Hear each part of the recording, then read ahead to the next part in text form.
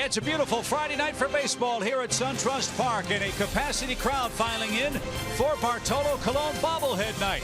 And oh, by the way, the New York Mets are in town for the first of 4 games over the weekend. Should be a lot of fun. The Braves are 4-4 against New York so far this season. Hi again, friends. Chip and Joe, welcome back to the ballpark. The Braves 2-2 so far on this homestand, and the Braves bats have been booming. They're averaging almost 5 runs per game here at SunTrust Park, and with the All-Star game right around the corner, Joe, there are a couple of offensive players for the Braves who deserve All-Star consideration. Let's talk about them a little bit. They certainly do deserve the recognition that they've earned heartily here at the beginning of the season. We'll start with Ender Inciarte, who is catching everything in the outfield, but on top of that, he is swinging a hot bat right now, too. He has been on fire since about the middle of June. And for Matt Kemp, same thing. He went into a little 0 for 12 at the beginning of this homestand. That's the only dip in his average all year long. Take a look at some of the numbers for these guys. They're up near the top of the league in several different categories. And as I said, Inciarte up near the top defensively, too. I don't think the Braves would trade him for anybody right now. It is fun to watch this Braves team swing the bats. Hopefully they'll have fun against Matt Harvey tonight. He goes for New York. Julio Teheran gets the series started for the Braves, and we'll get things going right after the break.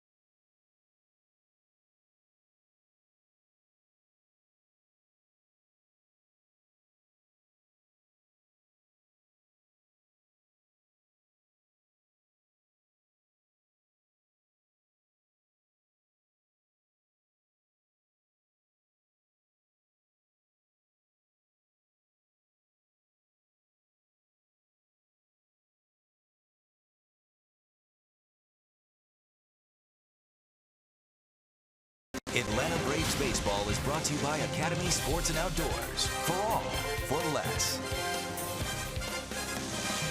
Our series with the Phillies is water under the bridge. Now we start anew with the New York Mets here at SunTrust Park. It's a perfect Friday night. Huge crowd filing in on a perfect evening. 82 degrees, slightly windy out of the west.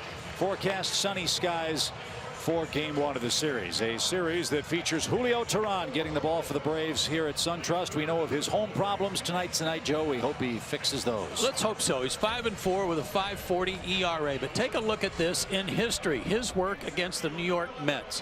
Sandy Koufax, Jim Maloney, and Gene Garber are the only 3 guys who have allowed fewer hits per 9 innings against New York in their career than Julio Teheran with a minimum of 100 innings pitched. I thought that was mighty impressive because he is, against the Mets, 8-4 with a 2.62 ERA. His Ford Keys tonight. home walks, home runs, and that includes 30 innings of home work this year, with 15 walks in 30 innings at SunTrust Park, and 9 of the 14 home runs he's allowed have happened here.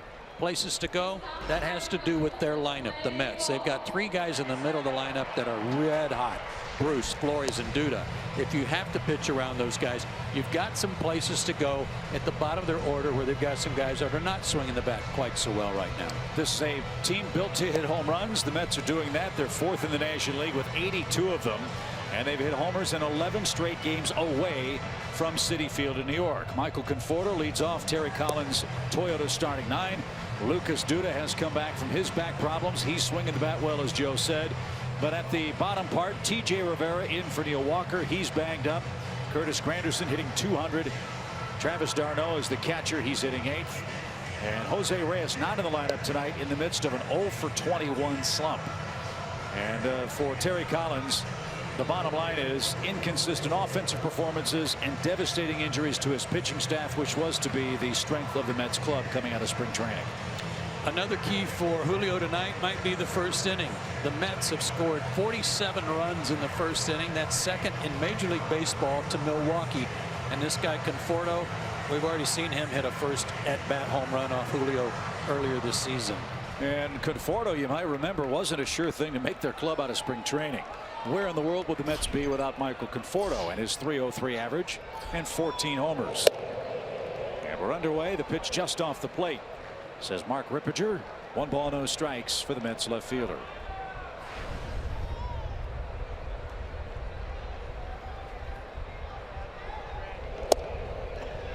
At the knees, evens it up.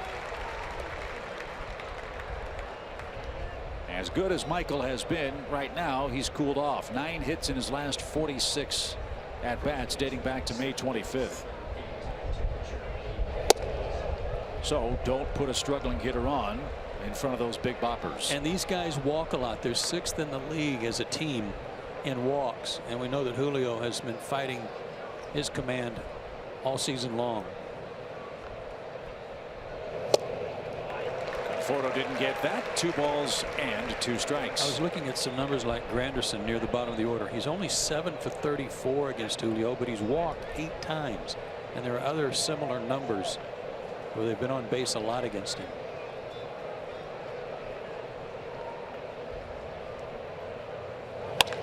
Sharply hit into the shift. Dansby, nice pick. And he takes care of Conforto. That ball hit right on the button, and Dansby handles the hot 1-hop rocket.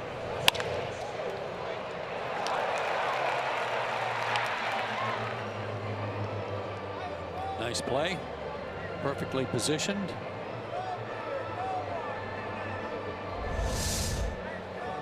Good start. Here's Asdrubal Cabrera, the Mets shortstop.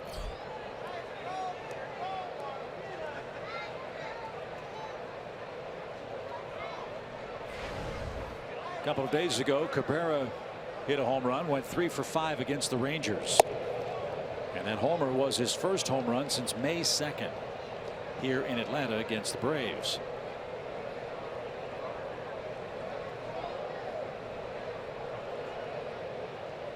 And that's outside. Cabrera, a free agent to be. Mets have an option on his services for next year with a $2 million buyout. Mets have a lot of guys hurt and a lot of guys that can walk at the end of this season. It'll be a very interesting team to follow at the deadline and this offseason as Cabrera rolls out softly. 2 up, 2 down. Braves have picked up the pace with the leather. No errors in the last 51 2/3 innings, and just 1 error, Joe, since that debacle we saw in Anaheim. Boy, and they needed to turn it around after that, for sure. After 6 errors in 2 games in Anaheim. So good work by the whole ball club since then. So here's Jay Bruce riding a 5-game hitting streak with 3 homers.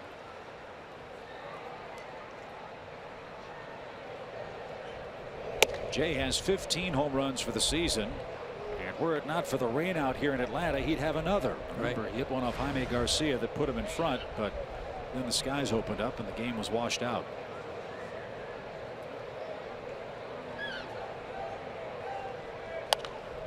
popped up. Danny Santana, long run, gives a look, but won't have a play. That'll bounce into the crowd. You'll hear us talk a lot about the Mets and their home runs. That's central to their offense. Provides a predominant number of their runs, but they've hit a home run, at least one home run, in each of their last 11 games on the road, and 27 overall in their last 16 games.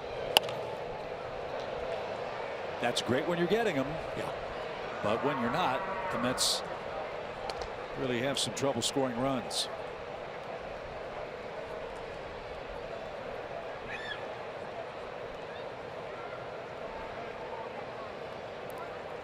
Wow, that's pretty impressive.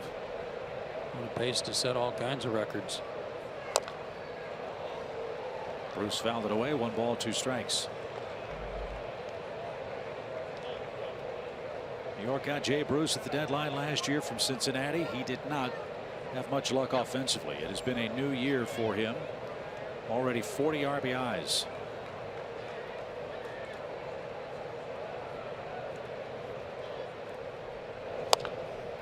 And he rips that one into the Braves dugout, and that might have gotten a piece of Eddie Perez. No, they moved quicker than I've ever seen him.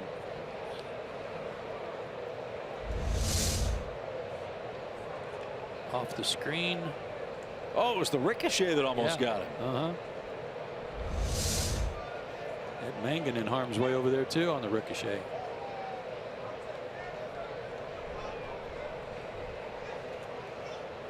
One ball, 2 strikes. Base is empty. Shift on for Bruce. And Julio struck him out. He's off to a good start. 3 up, 3 down for the Braves right-hander. Matt Harvey to work for New York.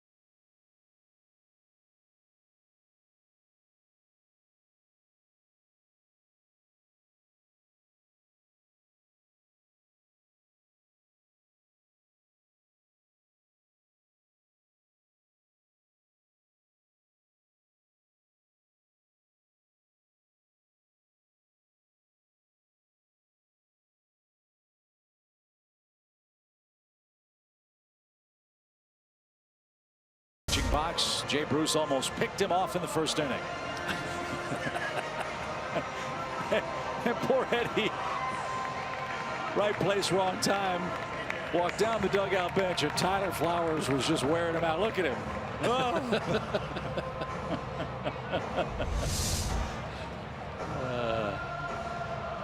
So it's Matt Harvey's turn to pitch, and Matt Harvey, shall we say, his last 7 starts has been hit very hard. It's pretty ugly for him over those 7 starts too, in terms of what teams are doing to him. His last start against Pittsburgh, 5 innings, 5 hits, 4 walks, 6 runs allowed. He's still striking out some guys, but 32 walks in 61 innings. Pretty ugly. And he'll face red-hot Ender Inciarte to start the game for the Braves.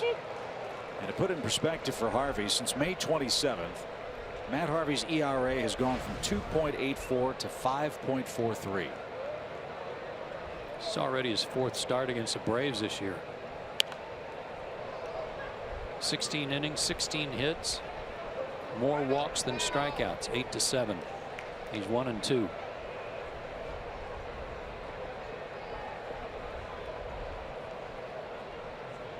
He's jumped ahead of Inciarte. 2 quick strikes. And Ender was all over that. Fouled it straight back. Still throws hard, as you see there. 96 miles an hour. That's about the top end for him. Slider, curve, change. First round pick in 2010 out of North Carolina.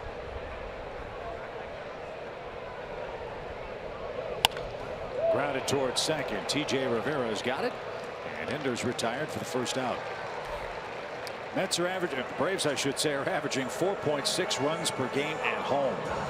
In fact, the Braves in the month of June have more hits than any other team in the big league. So nothing wrong with Atlanta's high-octane offense right now.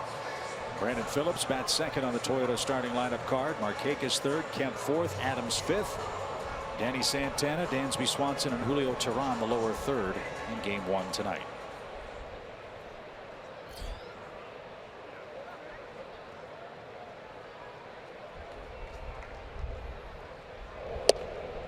A strike to Brandon Phillips. He too is swinging a hot bat for the Braves, and Harvey starts him with an off-speed pitch.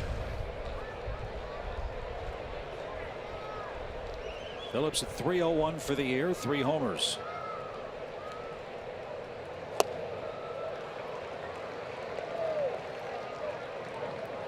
Good slider there.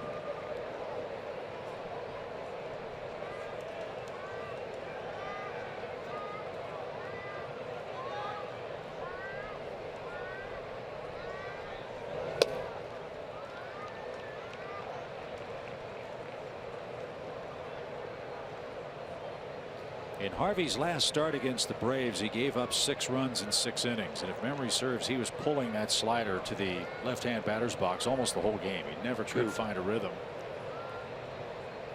And he pulled that pitch outside. The only thing that's really saved him, I mean, he's got a winning record, 4-3, but he's getting 6 runs a game of support. That's saving his bacon. 2 balls, 2 strikes. So make him work. And Brandon's doing just that. Harvey might pitch himself into trouble here with Nick Markakis waiting next. Scoreless game just underway, first inning.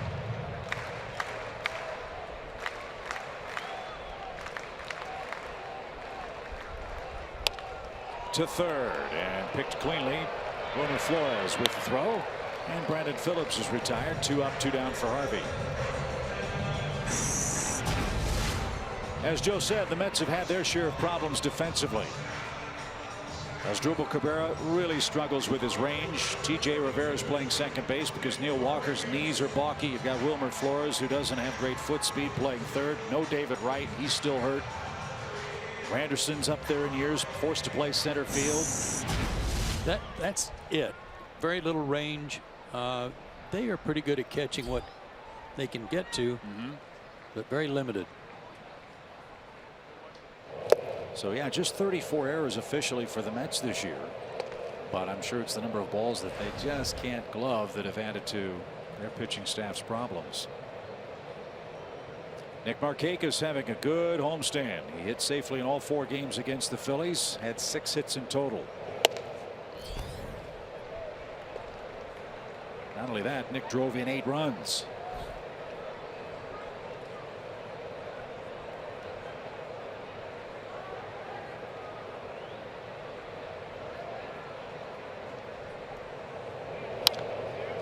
Foul back, and Markakis at 2-1 count now.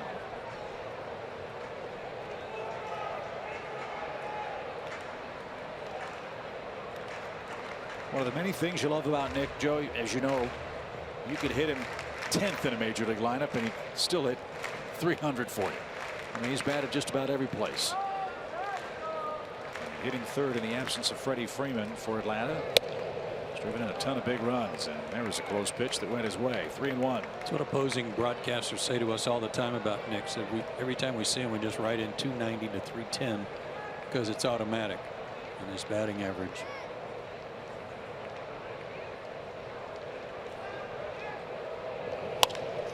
In the air to center, and Granderson can't get there. Markakis has a 2-out hit.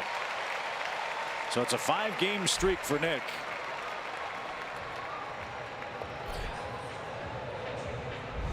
Who's 46 hits away from 2,000 now. Fastball got in on him a little bit. But solid enough contact to dump it into center.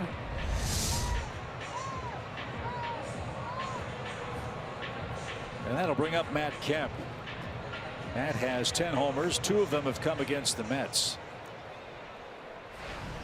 And Kemp with 3 lifetime hits against Matt Harvey. Every single one of them has left the park.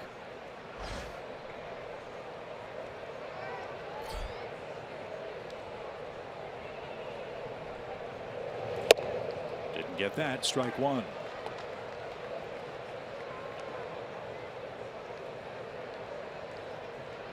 That's his career average. He's hitting .371 against them this year.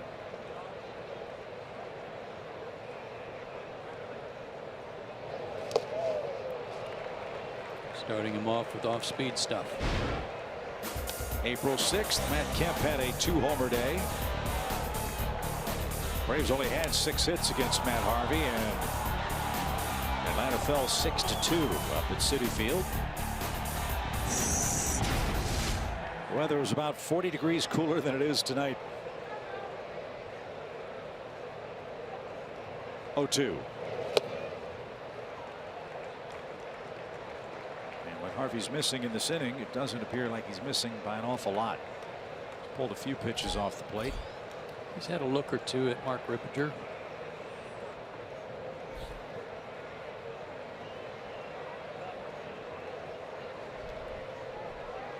Now the 1-2 pitch. And he just struck out Matt Kemp.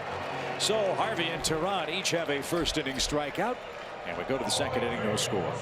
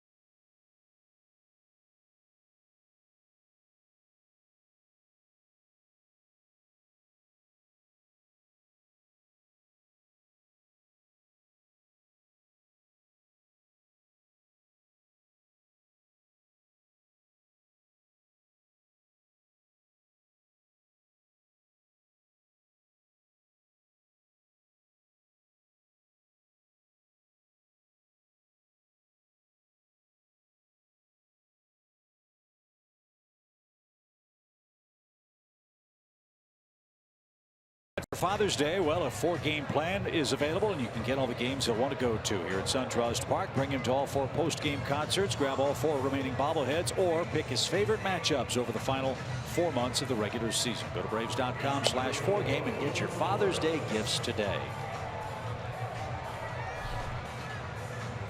That would make a great gift just about any day. That guy's got a lot of work to do. You know, we haven't tried that sandwich, I don't think. That might be something we might have to put on the beg list for our friends at Delaware North before the night's out. Man, that looks good. Julio looks good. 3 up, 3 down for him in the first inning. Wilmer Flores greets him in the second.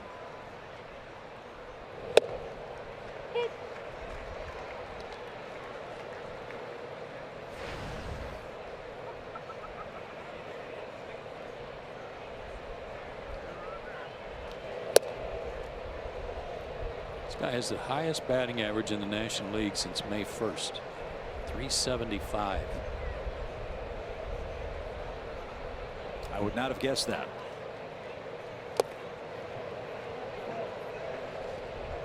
Trying to get him to chase some sliders too. Good fastball hitter.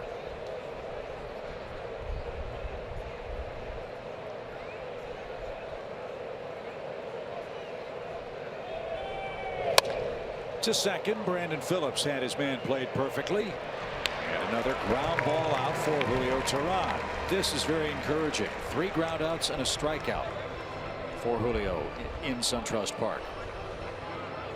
Keeping the ball down, what you got to do here. 3 guys in front of him on this homestand, all pitched into the 7th inning or better, with only 2 walks between them. Garcia, Fultonevich, and Dickey. 2 walks in those 3 starts. That's outstanding.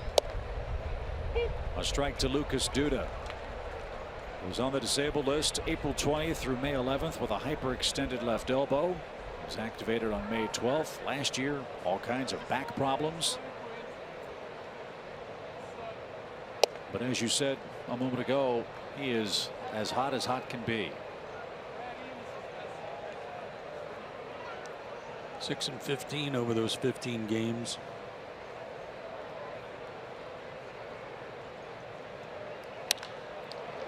Line into center. Ender is there. 2 outs.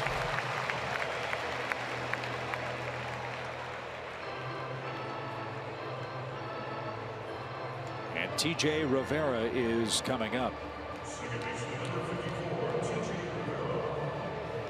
Rivera, as we were talking earlier, starts this part of the Mets lineup that right now isn't hitting very well. At least the numbers aren't too exciting. Rivera 3 for his last 24. That's dropped his batting average down to 260.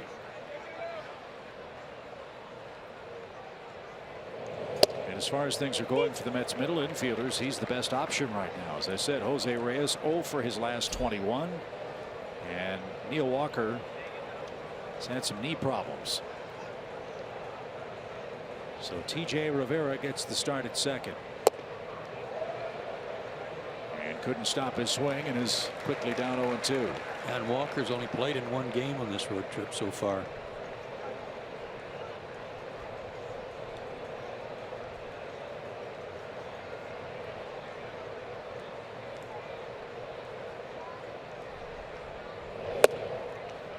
Rivera, a great story. Went to high school in the Bronx.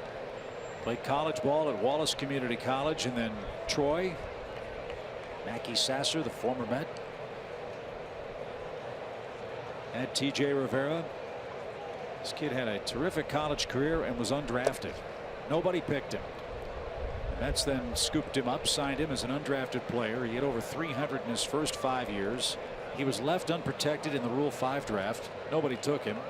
And then last year won the PCL batting title at Vegas and now is a major league player in New York. Gotta like that kind of success story.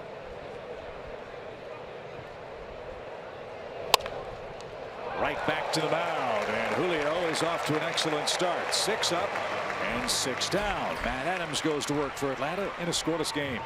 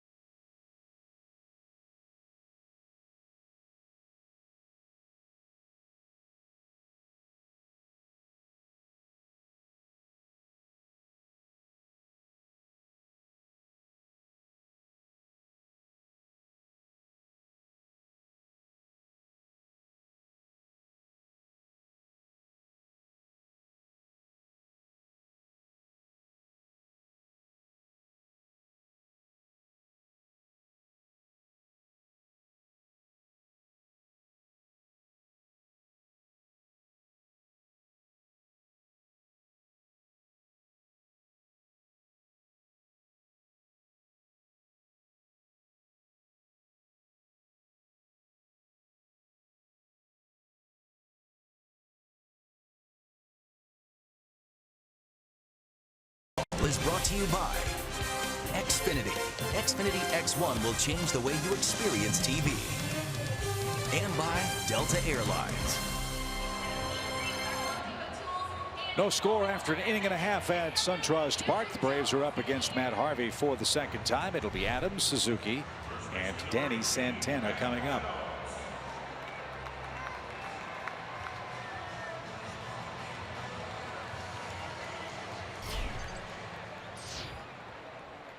Matt Adams riding a 6-game hitting streak. He's hit 4 homers in that stretch. And Harvey just missed. 1 ball, no strikes.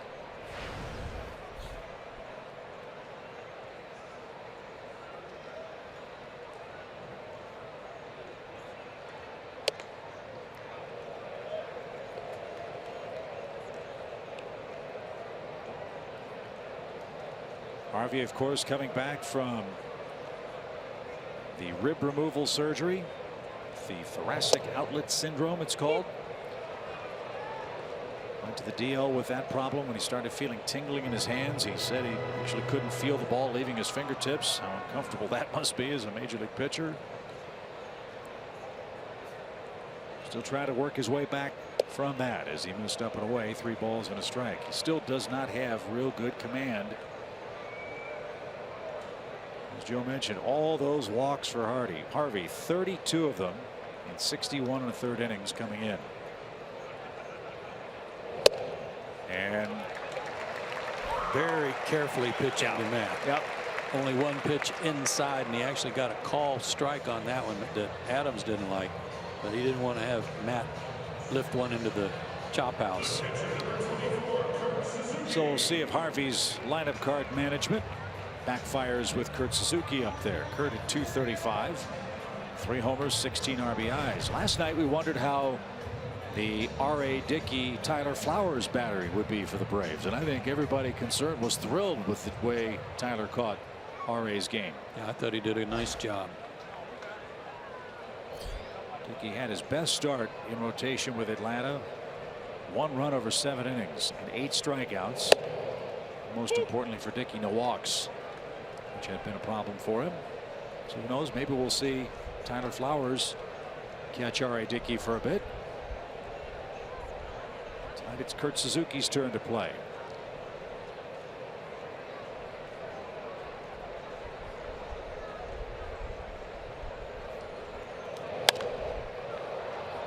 Popped up. Duda will give chase. Not much foul ground here at SunTrust. As you know, Kurt doesn't get consistent playing time that you would associate with an everyday player. So he's got to try and get his hits when he gets his opportunity. 0 for his last 10, but he's had good numbers against the Mets this year. 4 for 10 and a big home run in New York that helped win a ball game.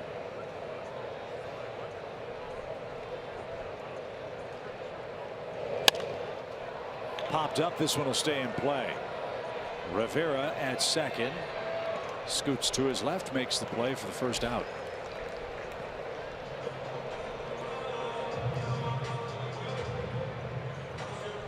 And here's Danny Santana. Boy, Santana's coming on like a house of fire, isn't he? 9 RBIs, 7 of them in his last 6 games played. Thing you gotta like about Santana, he only has 9 hits with the Braves. 8 of them are for extra bases, including those 2 homers. Oh, excuse me, 1 of those homers was with Minnesota.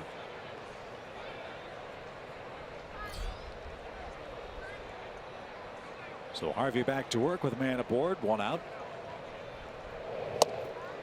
And in for a strike.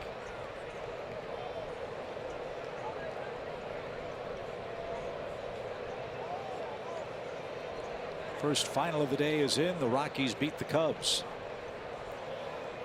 5-3. Colorado at Wrigley Field today. The Rockies are for real.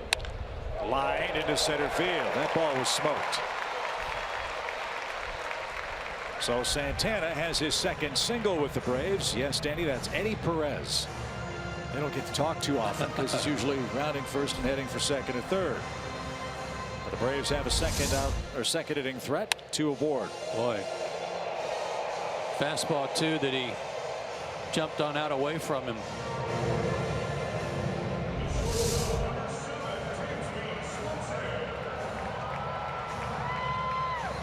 Well, maybe a different Dansby Swanson for Atlanta tonight than what the Mets have seen earlier this year. Dansby's average is quickly climbing. He has 9 hits in his last 24 at bats. And even more impressively, 6 in his last 12 over the last 4 games. And Harvey threw that one all the way to the backstop. There's that pitch he's pulling to the left-hand batter's box. And even the ones that don't go to the screen, there have been a lot of pitches that haven't been all that close to the plate here. Exactly right, Chip, and a good call from what you remembered in that one start against Atlanta where he just couldn't get that pitch to the plate.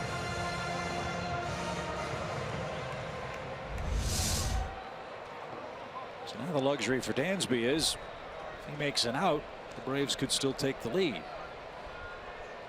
See what he does with a 1-0 count.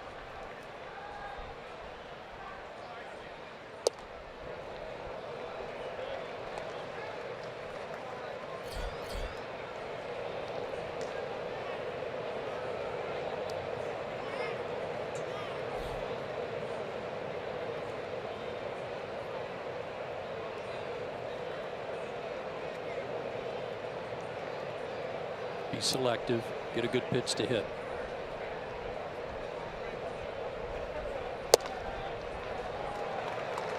Didn't get the corner. Dansby is being selective. Harvey has the pitcher Julio Teheran next. With a base open, that was a very good pitch from Harvey. That was a borderline strike and didn't get an offer from Dansby.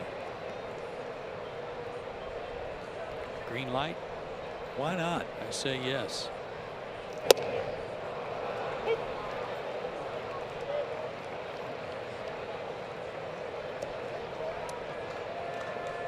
It was kind of a yellow light, and he sort of hit the accelerator to get through the intersection before the red light camera hit, but it still cost him a strike. He'll be revving the engine here if it's close. 3 balls and a strike. 2 on, 1 out, second inning. And ball 4. So Harvey getting a little frustrated. That's his second walk. I think you were right. One of them was by design. That was the sequence to Adams. And maybe this one too with the pitcher coming up. But now there's no place to put Julio Teheran. Julio's got a couple of hits this year. 2 for 19. Excellent bunter. 5 sacrifices if you want to go that way. He has 1 sacrifice fly to account for his RBI.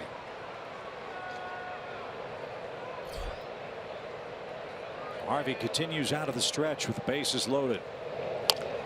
And a breaking ball is bounced into the Mets dugout. Foul, strike 1. That doesn't happen very often. That was some respect for Julio to start him with a first pitch breaking ball.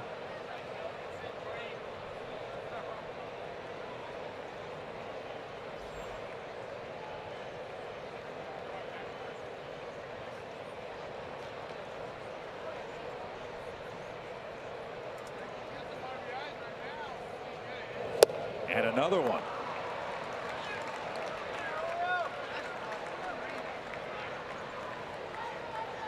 Obviously, you'd love to see Julio drive in a run. What you don't want is a double play here.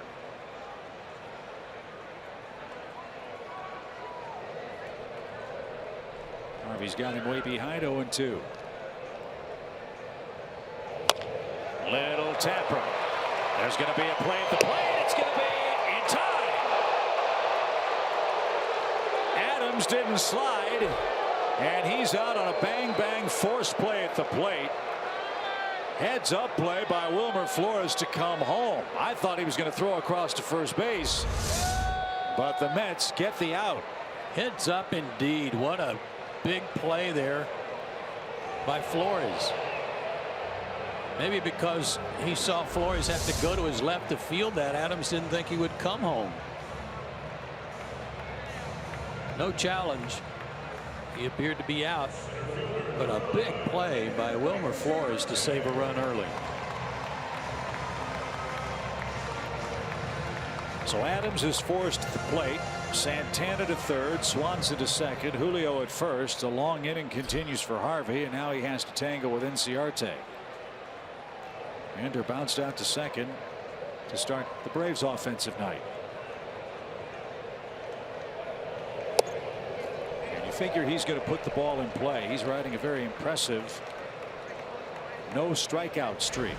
Last 45 plate appearances without a swing and a miss for the third out, or the swing and a miss for the third strike, I beg your pardon. And he's ahead in the count here.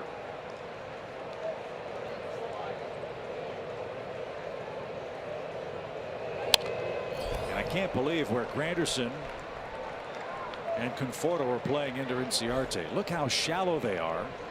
And look at all the room between Granderson and Jay Bruce. Yeah, they're in for a rude awakening. Ender's ability to shoot the ball to left center field, and certainly can pull the ball.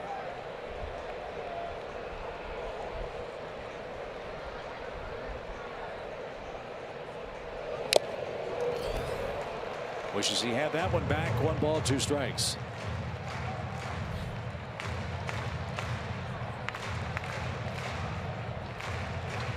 Two walks and a hit, loaded the bases. Great play by Wilmer Flores to force Matt Adams at the plate for out number 2. Now Ender and the Braves down to their last 2nd inning strike.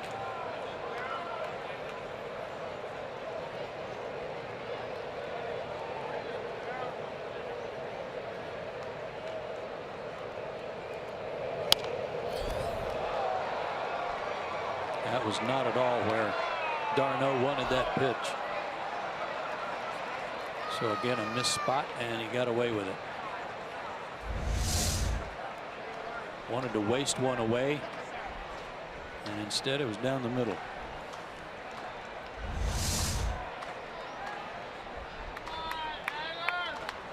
So Harvey got a break. Ender fouled that pitch away, but he's forced to make another one here. A ball and 2 strikes.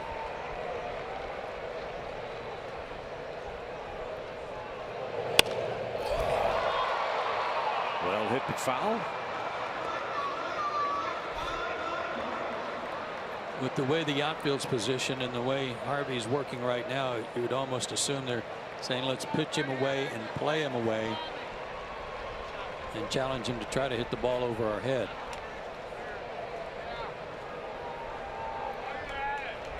Harvey's about to make his 24th pitch in the inning.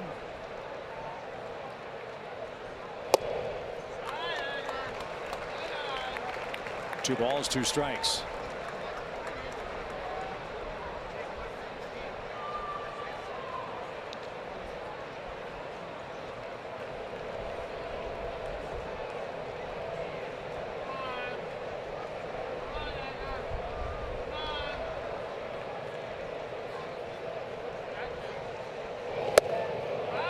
Now he's run it full. It's a tough pitch to take, too. A couple of good takes in this inning. Dansby Swanson had one as well. So now Santana, Swanson, and Tehran can run with the pitch.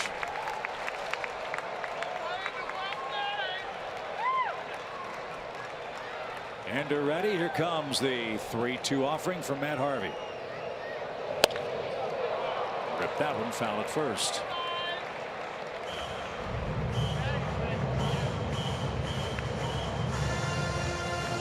You know, an inside the park grand slam wouldn't be bad. Always a welcome sight to a sellout crowd. So Ender knows what he's got. He's about to see the 8th pitch of the at bat. See if he can smack one to the Braves bullpen fence and run forever.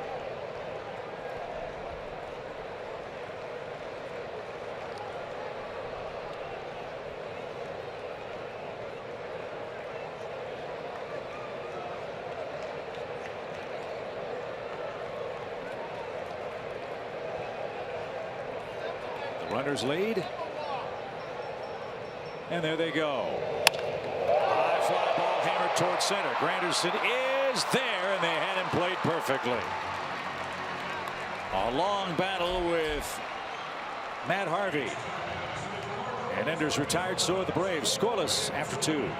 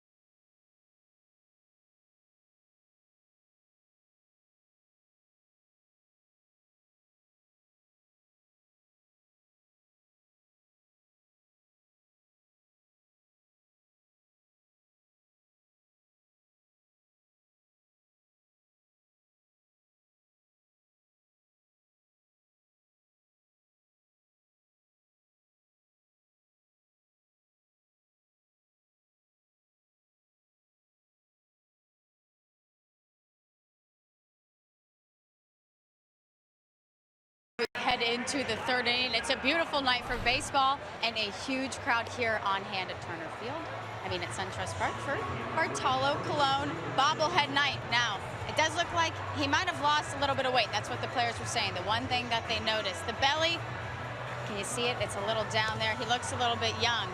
But all of the fans here tonight get to go home with their very own Bartolo Colon. Chip and Joe, and I got one for myself. Well, we're happy about that. But yeah, I think Bartolo would be very happy with that image.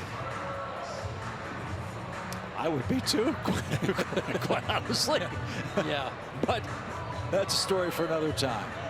It's amazing, the bobblehead craze, the popularity. I can't remember when baseball started giving them out. I'm guessing in the last 20 years. But go around major league parks, whenever they have a bobblehead day for a player, popular or obscure, it doesn't seem to matter. The fans seem to love him. The Braves have a great bobblehead series again in their inaugural season at SunTrust Park. Curtis Granderson leads off for the Mets and takes just outside. Tight zone, it appears, for Mark Rippinger tonight. Granderson hitting .200. 5 homers, 21 knocked in. Goodness.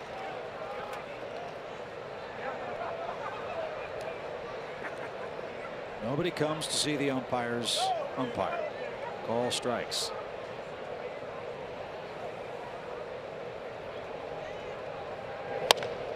That's hammered towards center. Ender on the run. Still going back. It's going to carry, and it's going to go. A home run for Curtis Granderson. And the Mets jump in front on a solo home run here in the 3rd inning. It's 1-0.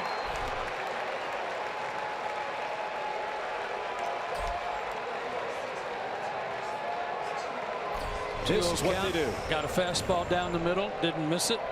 He's hitting .200 for the year, and that's home run number 299 in his career.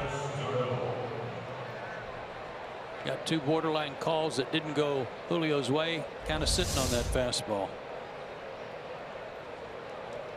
That was an Energizer bunny ball. It just kept going and going right near the rock pile at Chattahoochee Falls for the 1-0 New York lead. Tricky hop for Dansby to handle. Travis d'Arnaud's retired, and there's the first out. 3rd career homer for Granderson off of Tehran. You know, he seems to just wear out the Braves.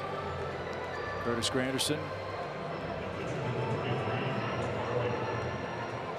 He's only hitting .216 lifetime against Atlanta with 59 hits.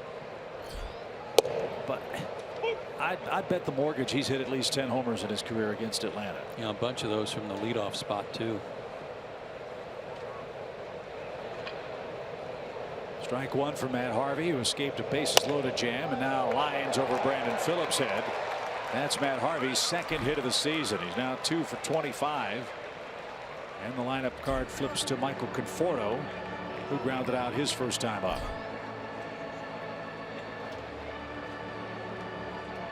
Harvey very fortunate to get out of the jam in the bottom of the second, and now has a lead.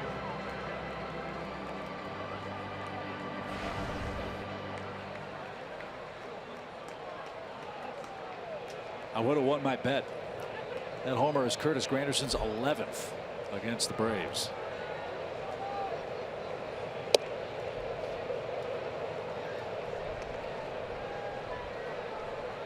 So now Julio's in a bit of a pickle. 1 in, 1 on, 1 out.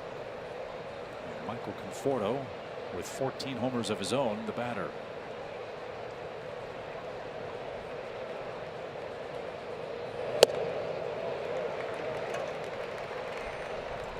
We say it all the time, how one pitch, one sequence can change the tenor and tone of a major league game from a hitter's perspective, certainly from a pitcher's perspective. I'll bet in Julio's head he thought he had Granderson behind in the count 0-2. Didn't get those calls and felt, all right, well, I guess I got to throw one a little closer to the middle of the plate. Sure. If you don't get those calls, when it's like, okay, well, if I'm going to get a strike, that's what I'm going to have to do, I guess.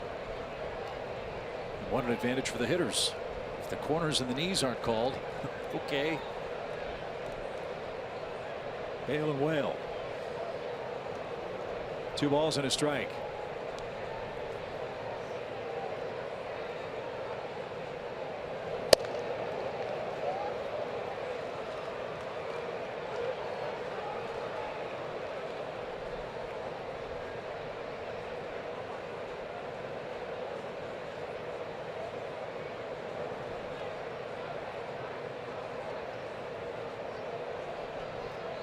Dangerous pitch for Conforto coming. And fouled away. Full count.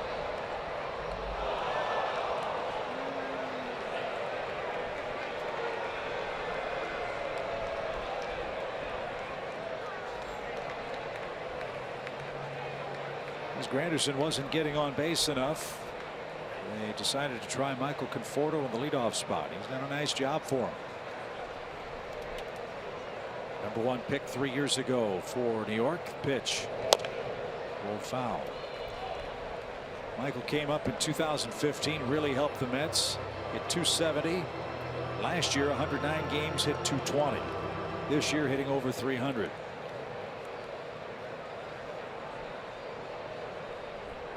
Out of Oregon State.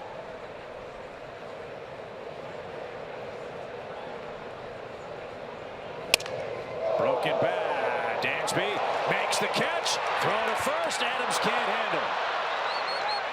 And all he has to do is flip to Tehran. That's going to be a double play. Matt Harvey broke off the bag. The second base umpire, Phil Cuzzy, signaled catch immediately. And Harvey kept going. So even on the overthrow, the Braves are able to get the double play and get Tehran out of inning number 3. Nice play by Dansby. And a good heads up recovery here, knowing that you need just to touch the bag for the force out. So Granderson's home run puts the Mets in front.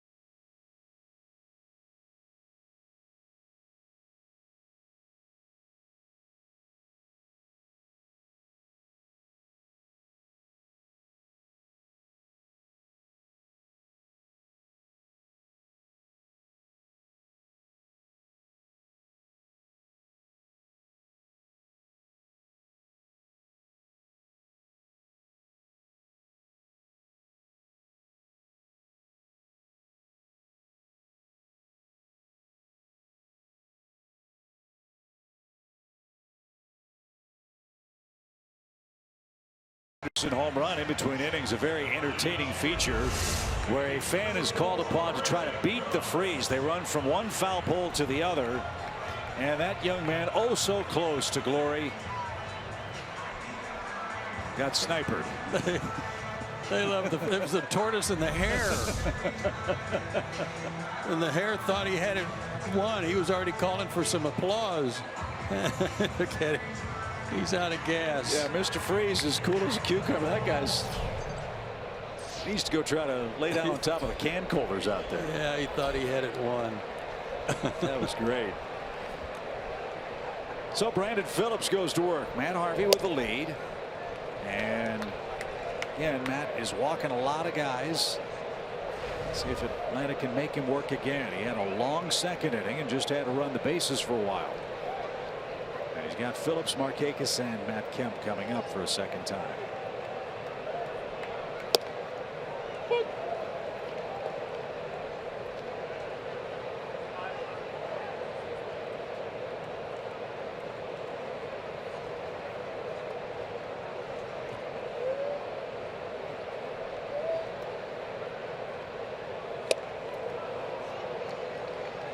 Matt Harvey got to the big leagues for New York in 2012.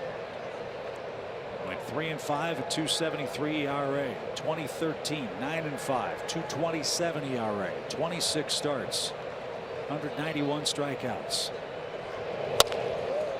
Chopper towards short. Cabrera charges, throws on the run, and just did get Brandon Phillips.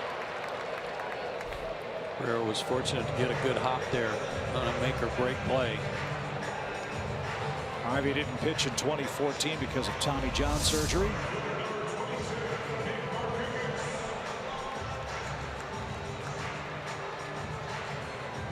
Came back with a vengeance in 2015. Went 13-8 with a 2.71 ERA, and everybody was just thrilled. DeGrom, Syndergaard, Harvey. Matz was coming on. 2016, the disastrous season. 17 starts, 10 losses. Surgery. And then this year,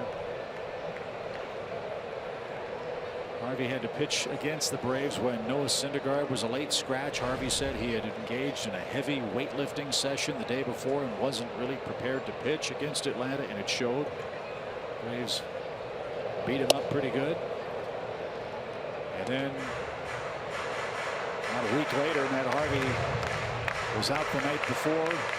Didn't show up to the ballpark in time for the Mets game, and Terry Collins and the Mets said enough's enough. They suspended him for 3 games. Harvey apologized to the fans, the team, the organization, his teammates, and since has been a model citizen. But as we showed you, the numbers have not been very good for Matt Harvey since a couple of those incidents this year. That's the real vexing problem for New York. This is a team that was built with overwhelming starting pitching in mind. He has done real well in postseason play for the Mets. He has won games in the division series and in the NLCS. Made 2 starts in the World Series, got no decisions, but pitched well. If the Mets fall out of this thing, there might be some teams want to know if he's available. And despite all of that other nonsense that he brought on himself. Well, and that's probably true. How much of New York is too much for Matt Harvey? I think is a fair question to ask. And no one's going to complain about what you do away from the ballpark as long as you're dominating from the mound. And Harvey hasn't been doing that. He just made a good play here, however, for Nick Markakis, who's the second out of the inning.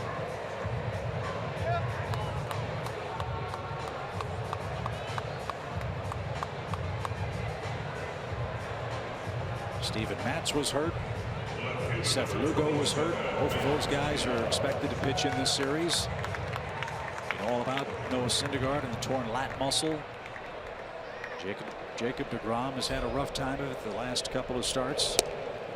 And again, Mets hit home runs and they're supposed to just shut you down from the mound in starting rotation. It hasn't happened.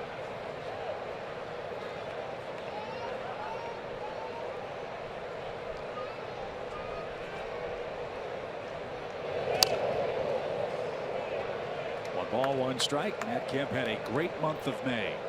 41 hits. His average coming in tonight, 325 overall, and that included that 0 for 12 that he had to fight through. Everybody's going to go through a few of those, though, through the course of the season.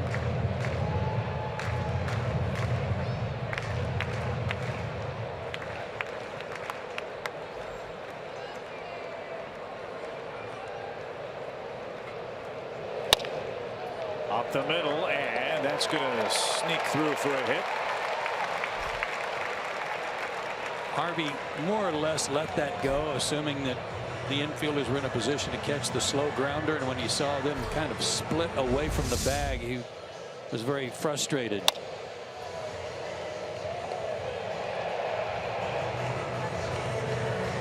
He would have reacted a lot quicker. A little top spin helped that one get through. Especially Cabrera, you can see how far he was from the middle of the diamond. Harvey walked Adams,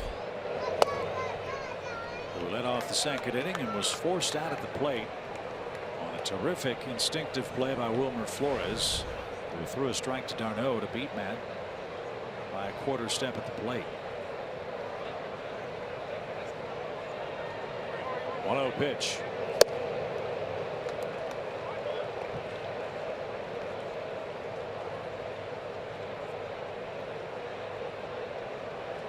He's been so off with that slider to that side. Then he'll make a mistake in there that's up a little bit.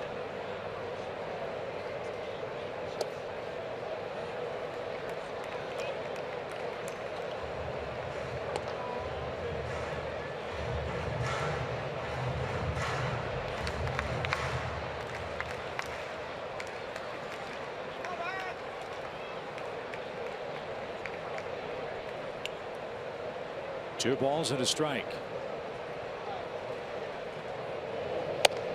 T.J. Rivera's backed up at 2nd base. He's about 15 feet on the outfield grass at 2nd base. Now Matt Harvey has fallen way behind, 3-1. Yeah, if you're Matt Adams, you want something middle in.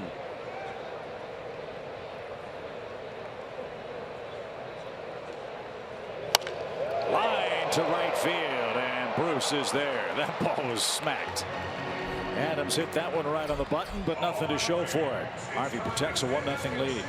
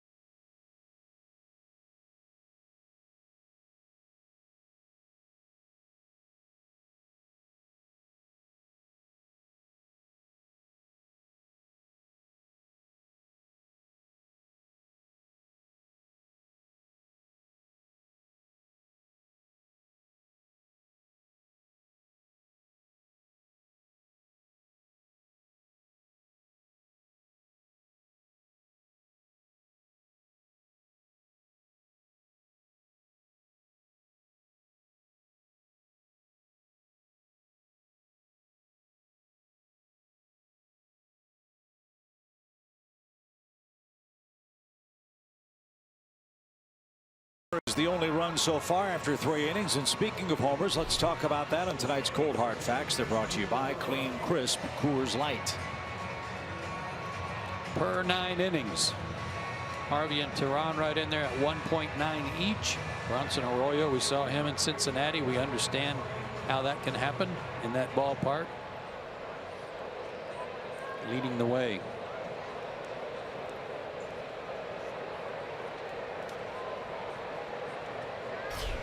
So Julio starts the 4th inning. Cabrera, Bruce, and Wilmer Flores are coming up. There's been a lot of talk in the New York papers the last few weeks about a youngster who's starring for them down at AAA Las Vegas. A young shortstop by the name of Ahmed Rosario.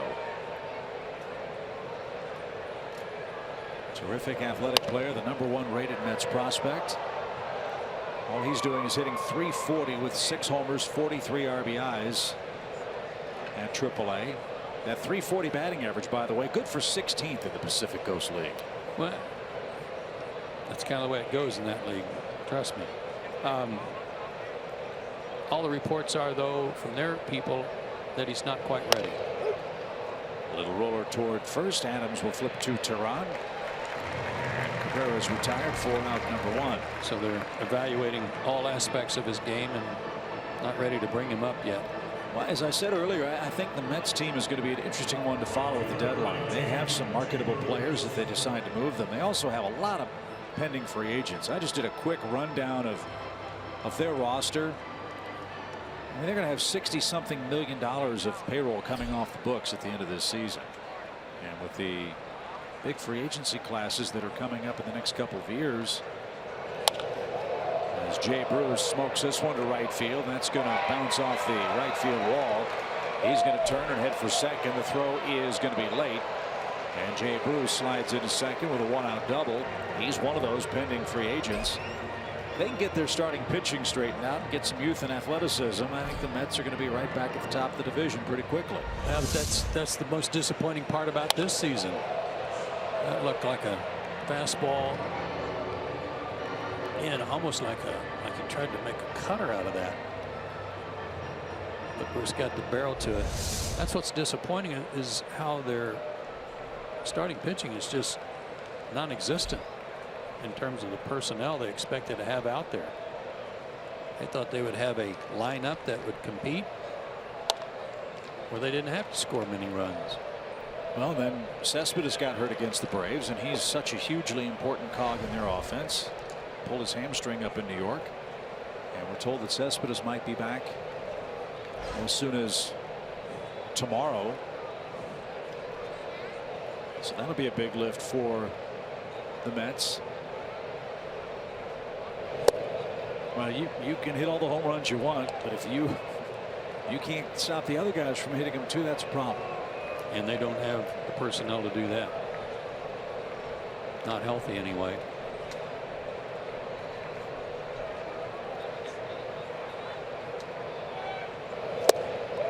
Swing and miss.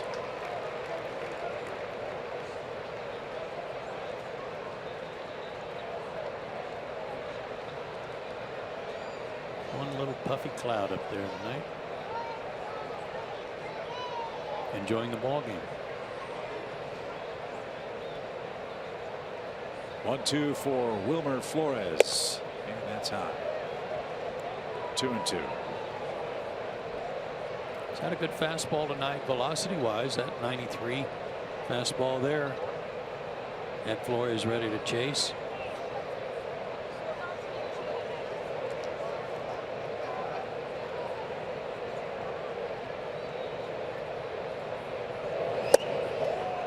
Chase that one. Flores did. He's retired on strikes. And Julio has strikeout #2.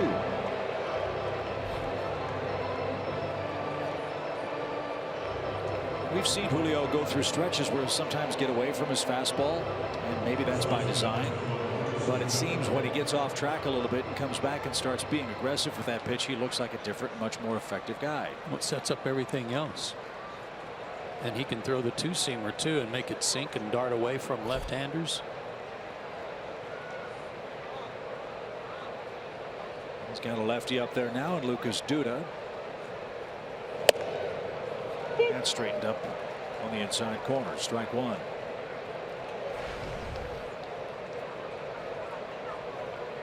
I know we've said this a lot. This guy is Brian McCann's brother from another mother. He looks just like him.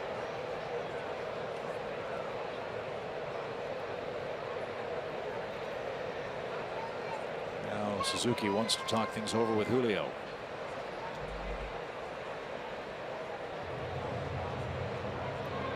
Remember, I talked about places to go is one of his keys. Dude is one of the hot hitters. We've already talked about 6 homers his last 13 games. The guy on deck is filling in tonight at second base, Rivera. With all due respect to him, he's not the threat right now that Duda is. That may have been a reminder from Kurt. Lucas fouled it back. No balls, 2 strikes. Yeah, that was not what he wanted to do, but he got away with it. Now he's 0-2.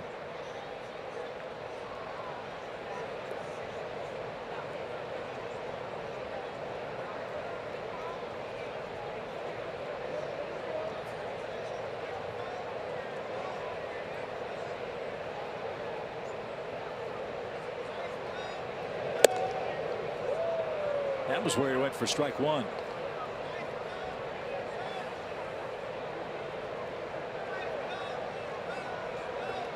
Lucas Duda, 118 career homers. That's tied for 10th on the all-time Mets list. He's tied with Ed Kranepool. Edgardo Alfonso's 9th all-time with 120 long balls as a Met. That surprises me. Didn't know he hit that many. Good hitter, though.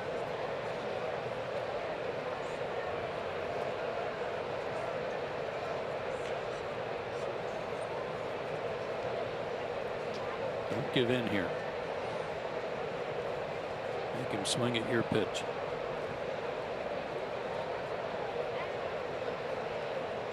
Two balls, 2 strikes.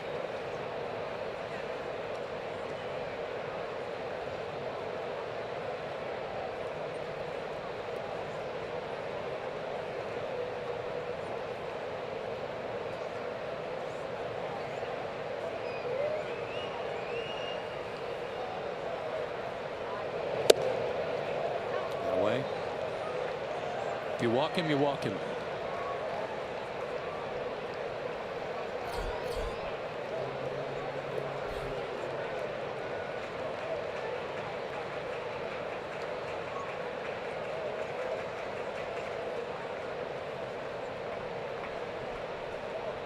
So the full count coming for Lucas Duda.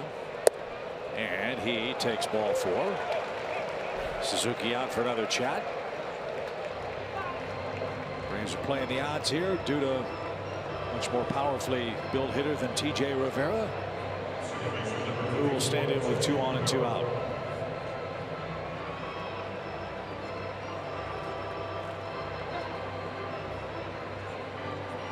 Rivera's more of a contact hitter. Has 1 homer on the year, and as you said, a high average last year at Las Vegas.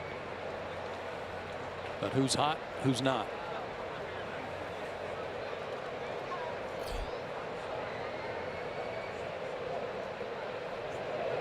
Swing and a miss.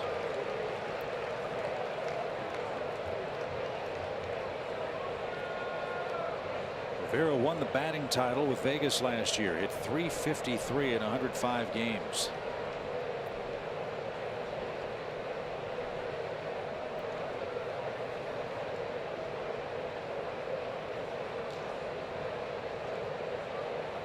Julio ready. Here it comes. Ground ball towards short. Dansby's got it. He'll fire to Phillips at second. And that will end the inning. Phillips stepped on the bag not once but twice just to make sure. Nothing doing in the New York 4th. It's 1-0 Mets.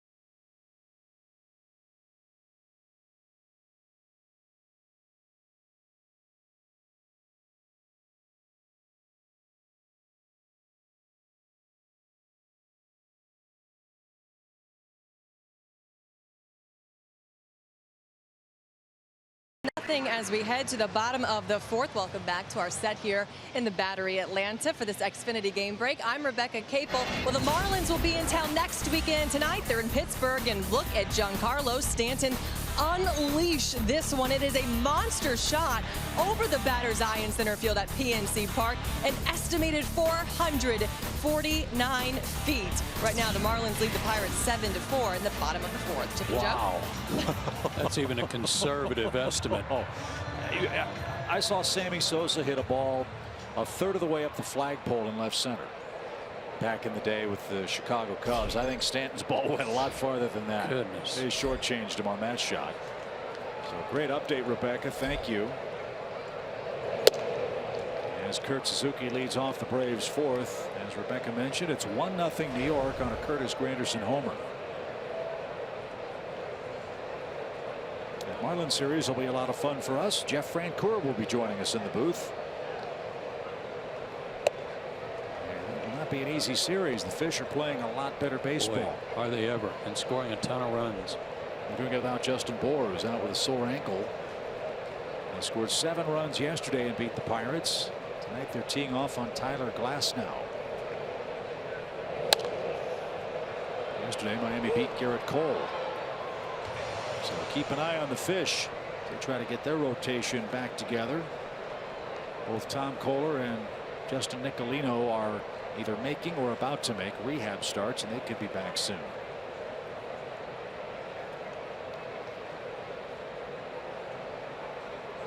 Two-on pitch, and now 3-1.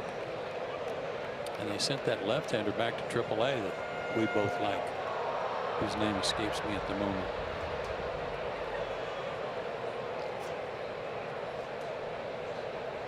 Oh, we got 5 innings or so.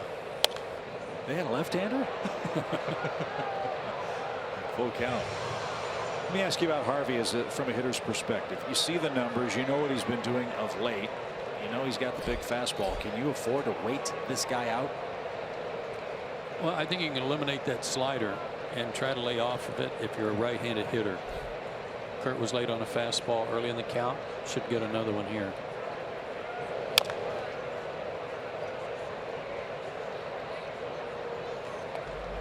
That's one of the things that impressed me the most about Kurt early in the year, really throughout the year, has been his ability with his starts, whenever they come along, to still be on time with the fastball and be able to hammer it. Not easy to do. Full count pitch. Fly ball center field. Granderson retreats, but he's going to have room. And there's out number 1. See Granderson pointing up to the sky. Tough time of night in the twilight hours, but much more light for the outfielders at SunTrust Park as compared to Turner Field.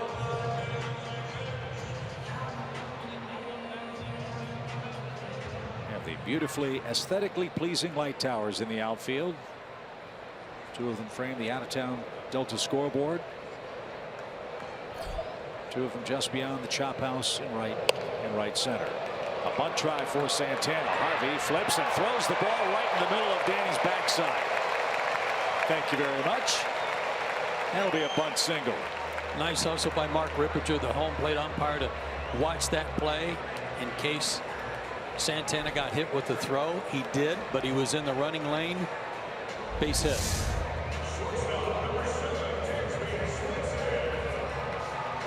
Dragging it with him. Oh my. Oh my. And it wasn't his backside. It hit him right between the 2 and the 3. Well, look how far he is inside the lane. He's in fair territory. Wow. Thank you very much. Well, it's good hustle. Well, Danny's obviously slumping. His last 2 hits are only singles. And that one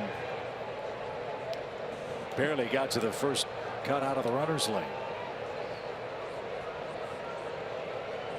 He represents the tying run.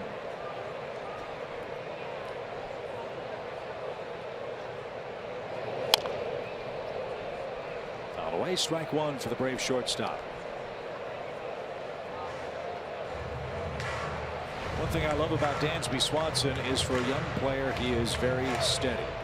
When the highs are high, you don't know he's going well. When the lows are low, you don't know he's having problems. Very resilient. He's let a lot of rough times kind of wash over him and keep plugging. Runner goes, and Dansby tried to check his swing and couldn't. Looked like Santana would have had that one stolen easy. Great jump.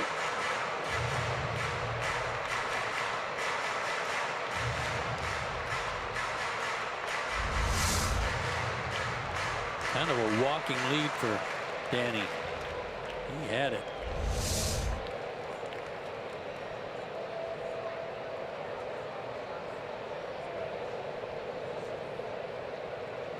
Darno has had his troubles throwing in the past. 2 out of 12 this year throwing out base stealers.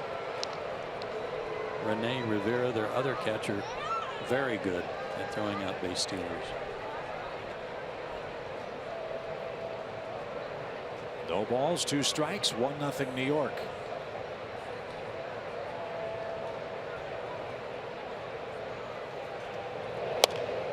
Another check swing. This one off the screen by the Braves dugout. We'll do it again.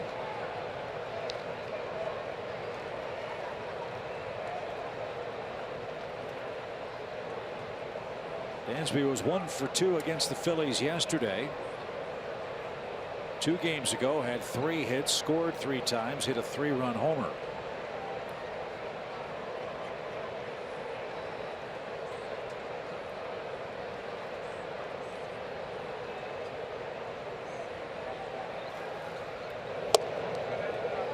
There's that pitch to the right-hand hitter.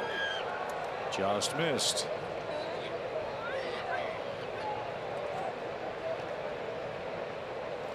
Well, the hitters and pitchers ought to know by now that it's a very narrow strike zone.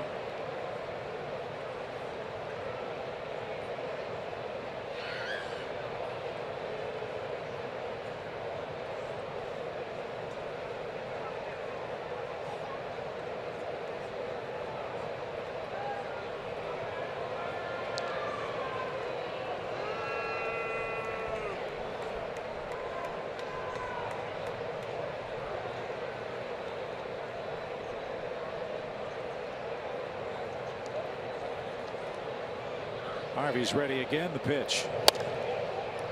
And the ball's trying to fight Eddie Perez tonight, isn't it?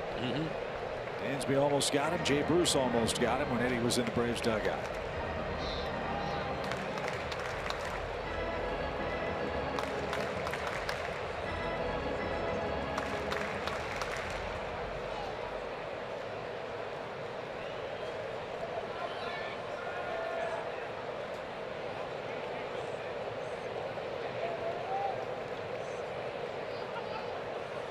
Another 1-ball, 2-strike pitch. And that one's cued. Dansby takes off wisely. And some funny spin to it, but it stays foul. And we'll try again. 1-ball, 2 strikes. He throws a changeup, and he's thrown it a few times tonight. I think he used it against Matt Kemp, his first at bat. Here's another one. Disguised it well at the middle of the plate. Looked like a fastball. Very slow getting there. 84, 85 miles an hour.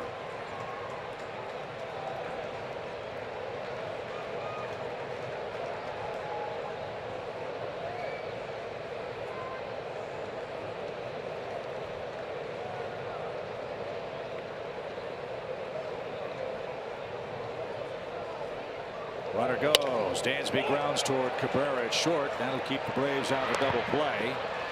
And Swanson's retired. 2 outs at the very least. The Braves clear the pitcher. Yeah, it's too bad that Cabrera wasn't covering with the runner moving. Well, Braves assistant athletic trainer Jim Lovell is a huge Auburn Tiger fan. And Jim asked us to send along friends or best wishes to one of his friends, Frank Cox, the retired equipment manager for the Auburn Tigers. Mr. Cox has been having a tough time of late and wanted him to know that Lovey and the Braves were thinking about him. Frank Cox, a huge Braves fan and a lifelong friend of Jim Lovell. So Mr. Cox, hope we see you at SunTrust Park real soon. Absolutely. I believe that kid that did the nosedive out there on the warning track in that race, Lovey may need to tend to him too. I think he was a war eagle. So I think that's what they announced. No balls at a strike.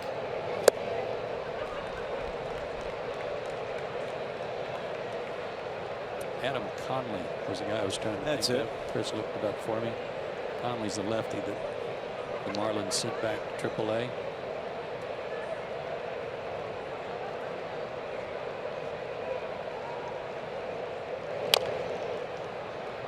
I'll say this about Matt Harvey tonight. I don't think we would say his stuff has been electric. He's thrown a ton of pitches. He seldom pitches past 6 innings. But as wild as he has been, he's been effectively wild. He's got the Braves shut out on 4 hits and got out of a bases loaded mess in the second.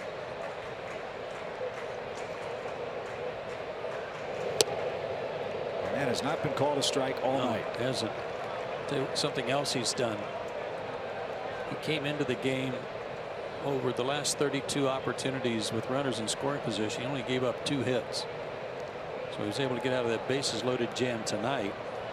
And he's got a runner at second right now. Granted, a couple of the at-bats have been to the pitcher.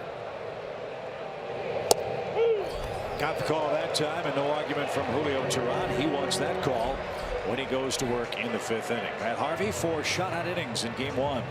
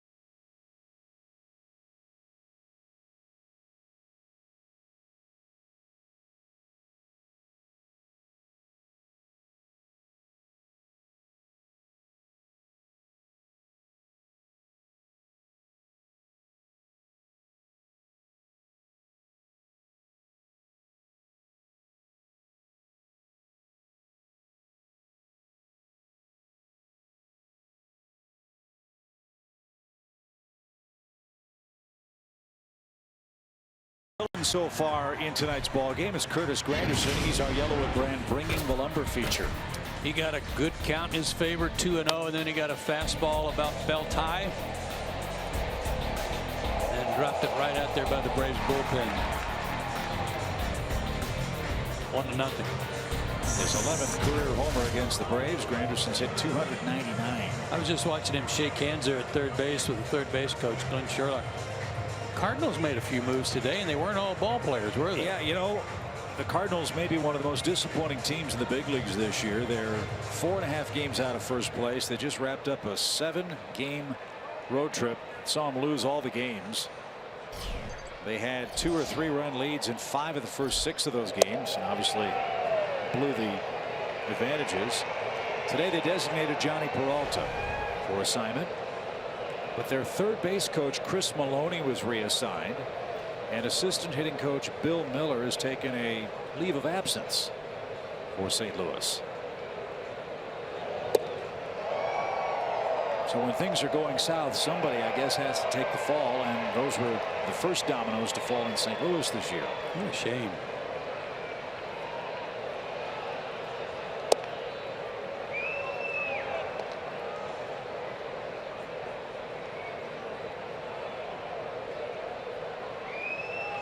3 balls, no strikes from Tehran to Granderson, the 7th place hitter. Took a strike.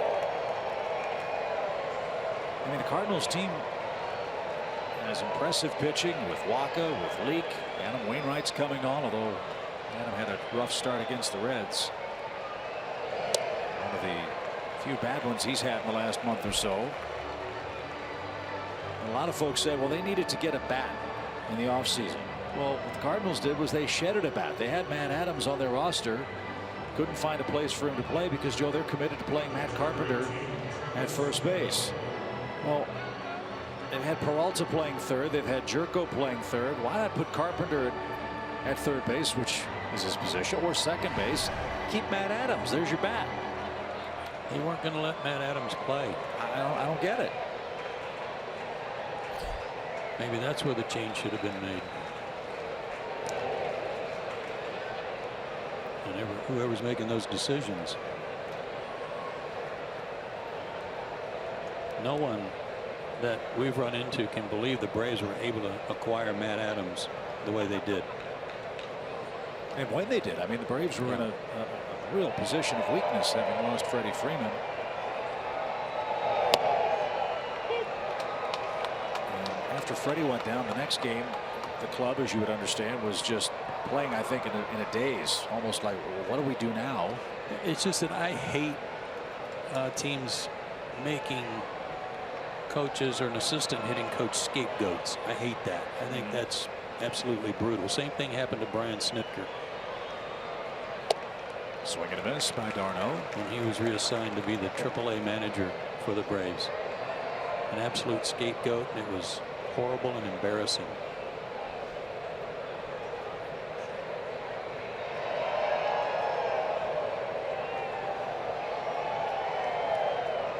No balls, 2 strikes for the Mets catcher d'Arnaud, who grounded out to short his first time up.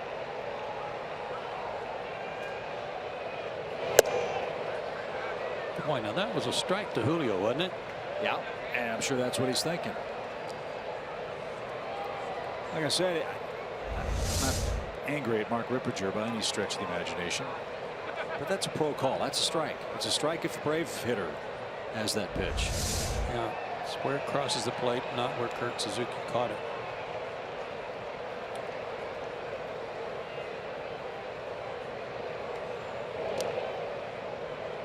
No need to get on the soapbox too long, but I firmly believe if baseball wants to solve their pace of play problem, call more strikes and call the rule book strike.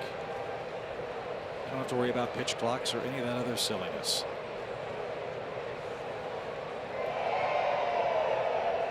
One and 2. Stroke towards center. Ender on the run. Still going. Reaches up at the last second to haul it in.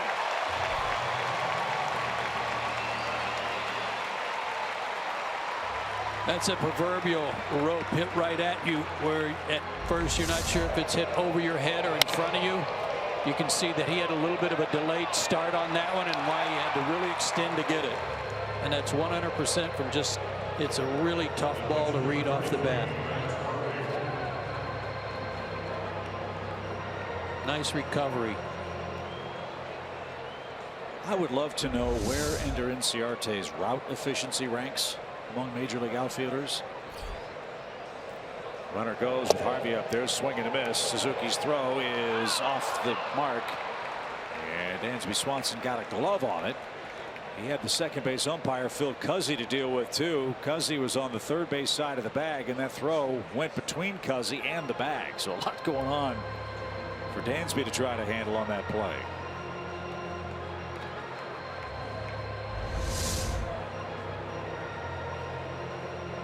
Good pitch to throw on. Dansby didn't even, as he went over to tag, wasn't even sure that he hadn't caught the ball.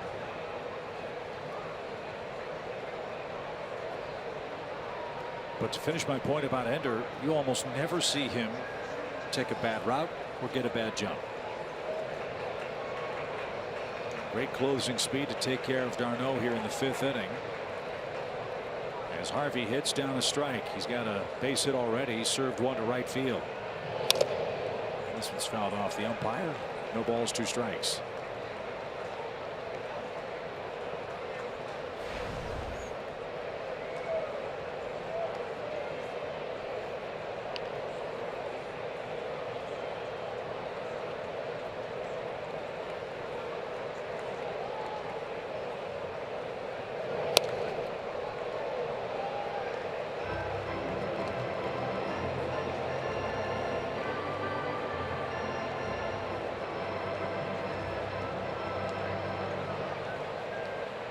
Nice to get a strikeout right here, the pitcher. Outfield really shallow for him. And a shallow right. Markakis is there. So moving in a step or 2 helped out Nick Markakis. Harvey's retired. 2 outs for Conforto, who lined into a double play to end the 3rd inning. Braves will have their 1, 2, 3 hitters coming up in the 5th inning. And they'll face Matt Harvey for a 3rd time. So far, the Braves have yet to score. They have 4 hits.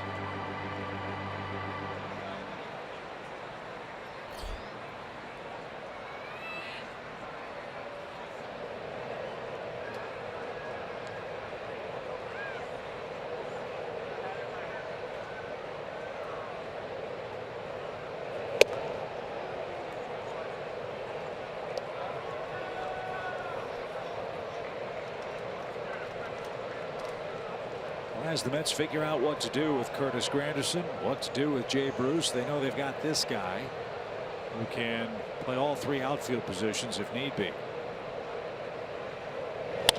Fordo drives this one to right field. Pretty well hit, but it's going to be in play for Markakis, who grabs it on the warning track. Julio pitches around a leadoff walk. He's got the top of his order coming up, and a good ball game. 1-0. New York has the lead. Let's see what Ender Inciarte, Brandon Phillips, and Nick Markakis can do for the Braves next.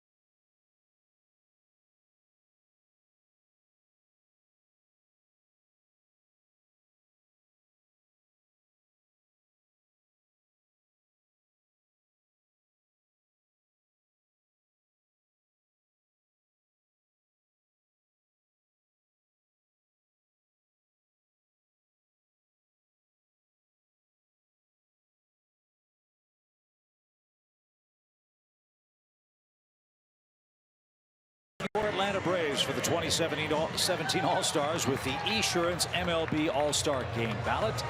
Vote at Braves.com/vote. Catch all of the excitement of the 88th MLB All-Star Game presented by MasterCard July 11th live on Fox. All-Star Game is in Miami this year.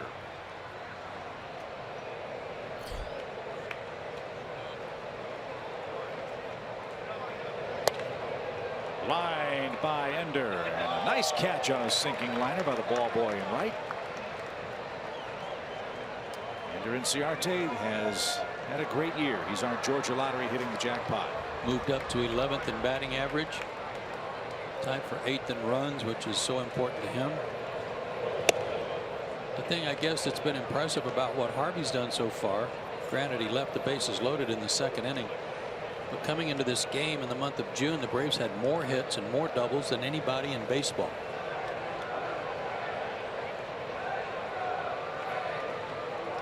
1 pitch. I don't want to use the term effectively wild, but maybe that's the way to describe it. I mean, Harvey has walked 2 guys. They came in the 2nd inning. And he's been pitching behind the count a lot. His best pitches have been his 95 heater and his changeup. And you're right about the wildness. 7 3-ball counts. But if walks are the problem, he issued 2 in the 2nd inning and pitched around him. He's climbing up toward 90 pitches. He's not yet have an out in the 5th. Line toward left. Conforto drifts back a step, makes the play. There's that 95-mile-an-hour fastball. Ender was late on it and is retired. 1 down.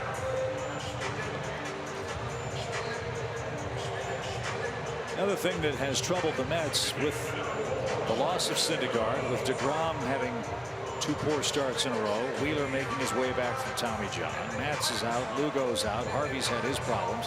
That's overexposed their bullpen, a bullpen that's missing Juris Familia and blood clot surgery. And here's Harvey now over 90 pitches. He's not going to pitch much past the 5th inning tonight. They can't get to the Mets starter. Maybe the New York bullpen will give it up tonight. Well, tonight, different than the previous several starts in terms of walks. 19 walks in 26 innings coming into this start. Base runners all over the place for Harvey. So to this point, tip your cap. He's pitching a good game with the slimmest of leads. A 1-0 advantage thanks to a Curtis Granderson 3rd inning homer.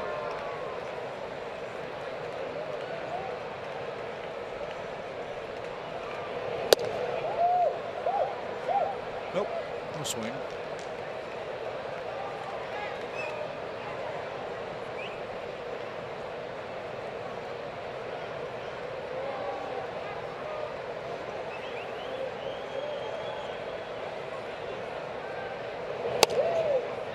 Fought that off. Big news in the Braves minor league system tonight. Chris Medlin was promoted to AAA and pitching for Gwinnett tonight. 5 2/3 innings of 3-run ball. Medlin struck out 6 and threw 99 pitches.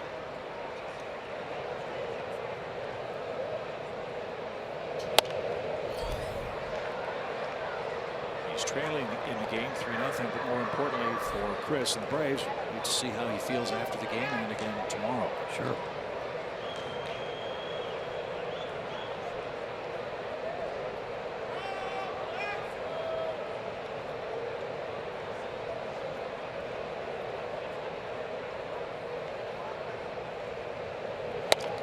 Good at bat by Brandon Phillips. fan from Tuscaloosa, Alabama, caught that ball on fireworks Friday night at SunTrust. And got a bobblehead. Bobblehead and a baseball. What a night.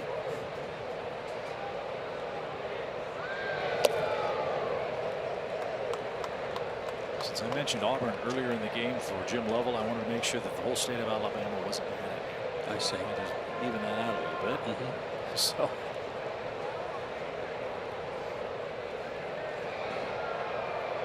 Now the 2-2. Little nubber. Harvey, long way to go. Bare hands, fires, and got his man. What a play by Matt Harvey. Slipped a little bit on the grass, too, but he did a good thing there. Going to the bare hand to pick that up. It's amazing that he made an accurate throw after his left foot really got out from under him.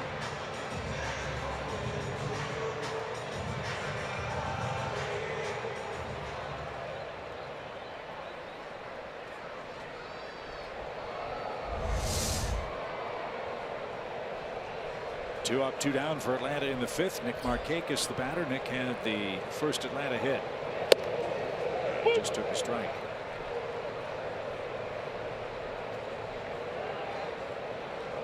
19 games for Markakis, batting third for the Braves this year. He's knocked in 11 runs in those 18 games. He's hit for a higher average, batting fifth. But his RBI per game rate is a little lower. 15 RBIs in 29 games, batting behind Matt Kemp.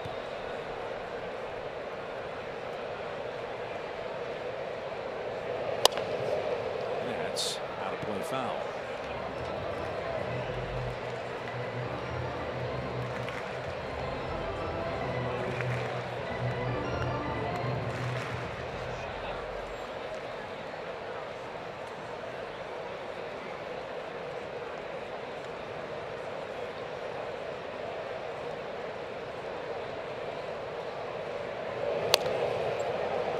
Stride, but he's still got good wood on it. Popped it away.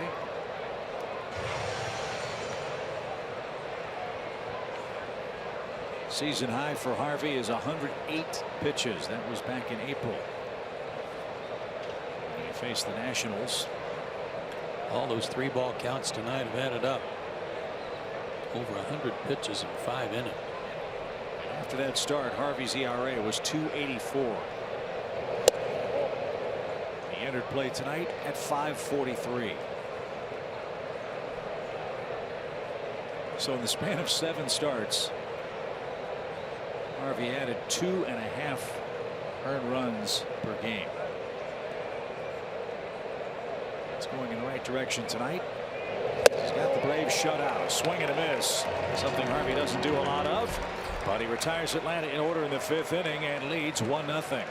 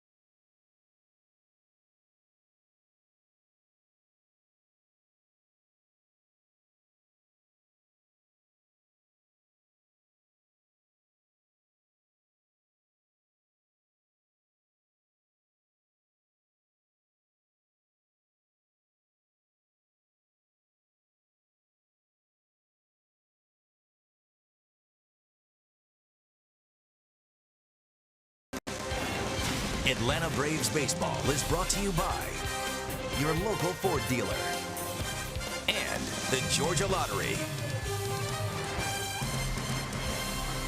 Time for the 6th inning already. 1-0. Matt Harvey leads thanks to a Curtis Granderson homer. It's Toyota Tweet of the Week time. This week's question is, where's the most unique venue you've seen a sporting event? Tweet us at Fox Sports Braves using the hashtag #CoolSportsSpot, and your tweet could be used in the Braves Live post-game show. That's a very unique question. I think I have my answer. Waiting on Nick Markakis to take the field. Looks like he had something in his eye. And to get that out.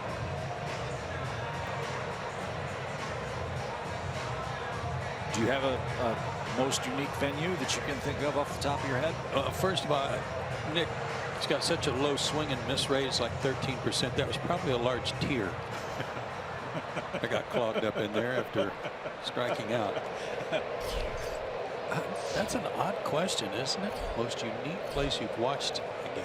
Well, the shot was of SunTrust Park because this is so new for Braves fans and Major League Baseball to see the new home of this franchise. got a great shot of the strawberry moon tonight, right through the opening under the roof.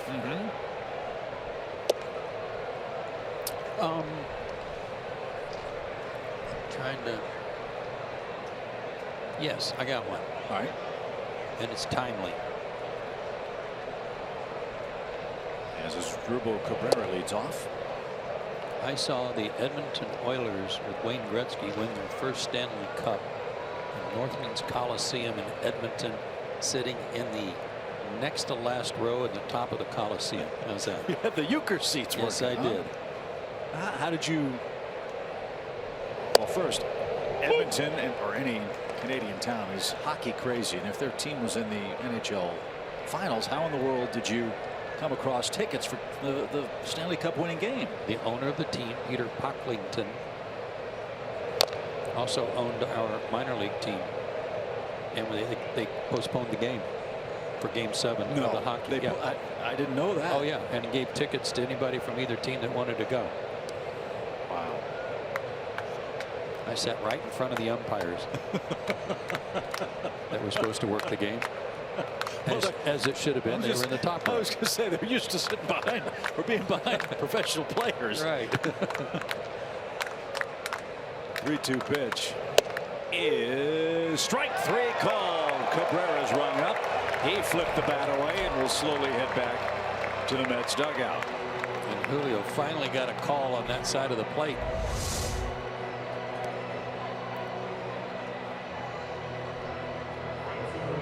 High strike call.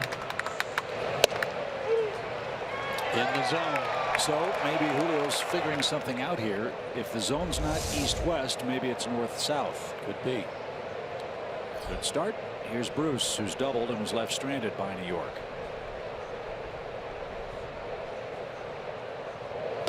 How about you? Well, I was going to say when I was a kid, Turner Sports and Ted Turner was very willing, shall we say, to take great sport risks. And back in the 80s, this was hit into the shift and Phillips still can't get it. Ball was smoked. Bruce aboard with one out. You might recall they had the Olympic boycott take place in 1980. The Russians invaded Afghanistan, and then the Soviet bloc embargoed or boycotted the '84 Olympics. Well, Ted Turner decided he wanted to try to bring East and West together through sport, and he created what was called the Goodwill Games. I remember. That took place in Russia and in Moscow and Leningrad at the time. It's now St. Petersburg. And I was taking Russian language in college, and I got to go over and be a translator. Well, my dad got to go over too. My dad was doing boxing with Paul Hornung and was doing basketball and stuff. But the most unique sporting event I think I ever saw was a sport called moto ball. Imagine a team of 7 guys on a motocross motorcycle kicking a gigantic inflated soccer ball while they're riding the motorcycles. So polo without horses and motorcycles. And my dad got to do the play-by-play for the moto ball. And an infamous bit of videotape from those Goodwill Games showed Dad doing his stand-up from the moto ball arena, which was a basic high school soccer field, wearing his TBS jacket, and he had a duck umbrella in the rain in Moscow, USSR. He was cracking up the whole time. Oh my gosh. Between that and the boxing matches, what a trip, quite literally, to Moscow at the time. 2 balls and a strike for Wilmer Flores. Bruce at first. Wilmer's 0 for 2 tonight.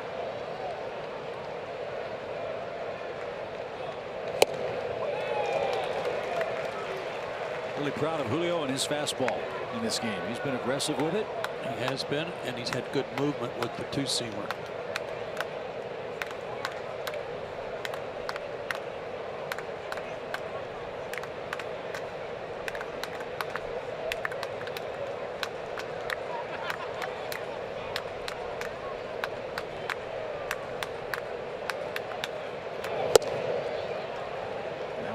off the plate. Hey, I want to thank our friends at the Coors Light Chop House. They brought us some treats in between innings. Surest way to a broadcaster's heart is through his stomach. That's one of the oldest things in the broadcaster's handbook. They brought us some buffalo chicken tater kegs. First, the 3-2 pitch. It's grounded foul. So imagine a giant tater tot with chicken and buffalo seasoning and some blue cheese and chives on top. Yeah, it is crazy good. Never seen anything like it. Never tasted anything as good as that from a tater keg standpoint. Awesome. Thank you. So SunTrust Park getting rave reviews for a lot of things, including the amazing dining choices here. We appreciate it too. 3 balls, 2 strikes again for Flores. Here it comes, and it's hit in the air. Foul ground. Adams gives chase, but won't have a play. Great to see the ballpark full tonight. Haven't heard the official attendance. From the looks of things, it looks like we are at or very close to a sellout tonight. Not surprisingly, it's Bartolo bobblehead night. Listen to all the people in the Chop House, Chip. It's great. Crammed.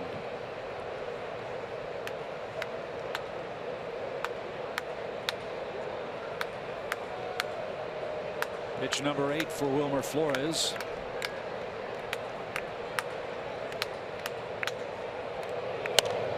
And you'll see number 9. Well, he's measuring that fastball. As I said earlier, he's a good fastball hitter. They're trying to tie him up with it a little bit up and in and stay out of the bell tied to the knees down and into him.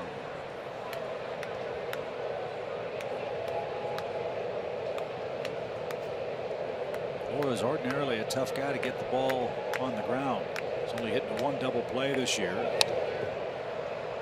He's getting good cuts.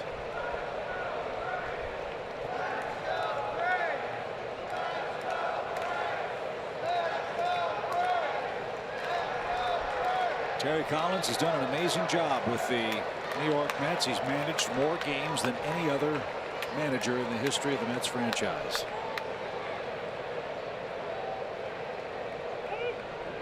And this year a special challenge for him. We saw him in spring training and he really liked his team in the final days of spring 2017.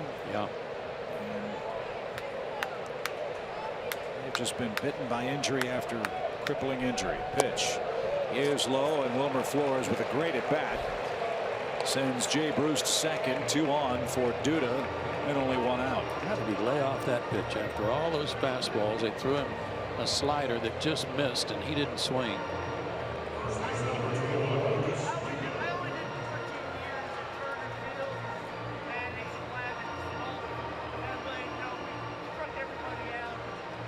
Duda's walked and lined out. No place to put him this time.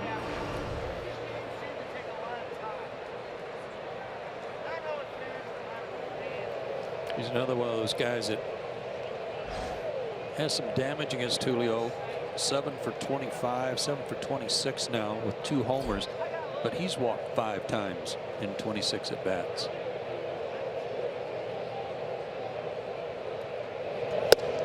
And add that one tonight, that makes 6 walks. Action's begun in the Braves bullpen.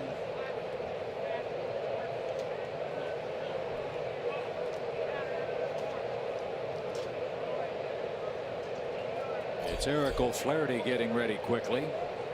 That's with a mind on Curtis Granderson, perhaps. 1 ball, no strikes. And now an even count. Duda is an excellent low ball hitter, especially down and in.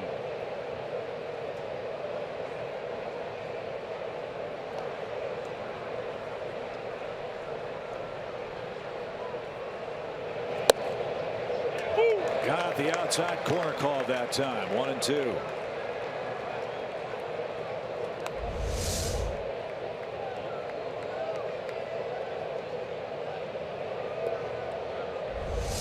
Good backdoor pitch. Now he's got a couple of different places he can go. He can even go upstairs and try to get him to chase up high. Popped him up. Markakis has plenty of room. And a big second out as Duda skies out to shallow right. And T.J. Rivera's the hitter. Well, this is really an encouraging sign for the Braves. Julio's home mound troubles have been well documented at SunTrust Park. He entered play 1-4 with an 8.40 ERA in his new park. 31 runs in 30 innings, only 28 of them earned. Tonight he's given up 1 in 5 2/3 innings, so much improved, huh? Really great to see. Crazy splits.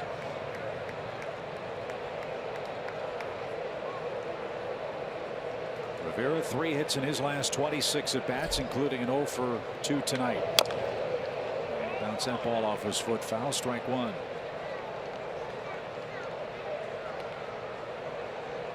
Got a doubleheader here tomorrow. 1 o'clock and 6 o'clock. Game times. Robert Gesellman and Steven Matz are supposed to pitch in that order for the Mets. The Braves have not yet announced their starters order. It's going to be Matt Whistler, and Sean Newcomb will make his major league debut.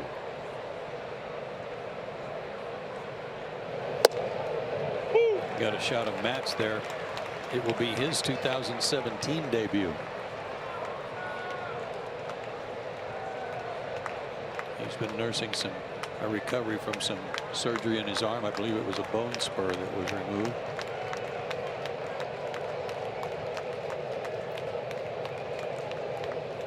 Nothing in 2 for T.J. Rivera.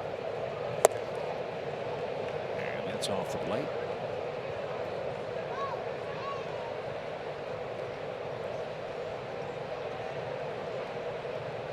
A lot of high stress pitches for both starters in this game. A 1-0 game. A few base runners. Julio's had just 2 perfect innings. They were the first and second. Base runners in scoring position just about every inning since. And this one's lined toward left and right at Matt Kemp. Julio Teheran is pitching great. 6 innings of 1-run ball, but now he needs a little offensive help, and who better to get things started than Matt Kemp. He'll go to work for the Braves in the 6th. 1-0 New York.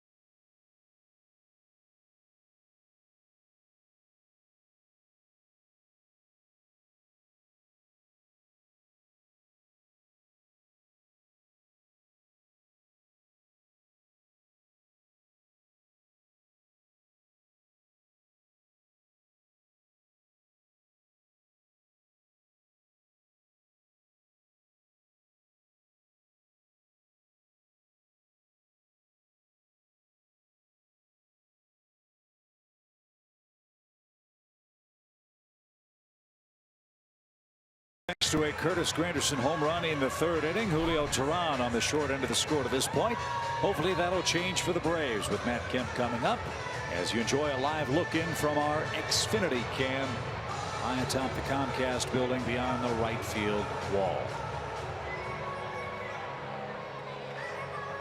Changes for the Mets. Jose Reyes is going to come in. Wilmer Flores is going to move to second base. And Paul Sewald is going to come on and pitch. Sewald has been getting raked lately. Fastball, slider, fastball in the low 90s. He's given up 5 runs on 6 hits in his last inning and a third.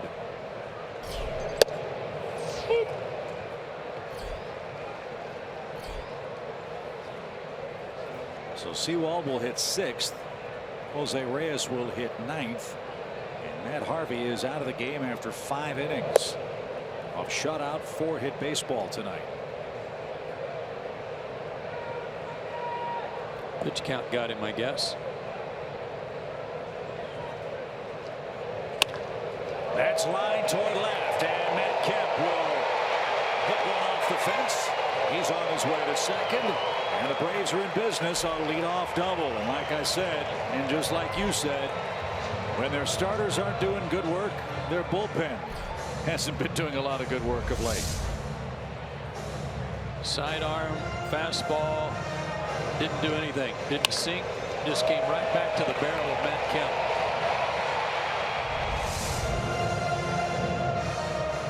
Second among left fielders in average, first in doubles, just added to that. So a golden All-star, opportunity vote for him. Oh, sorry, Joe. You're right. A strike for Matt Adams, who has walked and has lined out. Big play in this game came in the second when Wilmer Flores alertly threw to the plate and got Matt Adams on a force play with the bases loaded.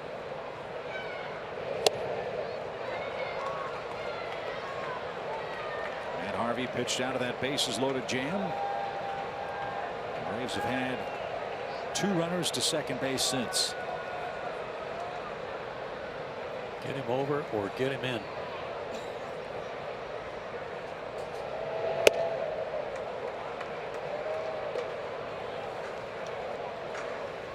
Sewald had a good spring. He almost made their club out of spring training. One of the last guys cut.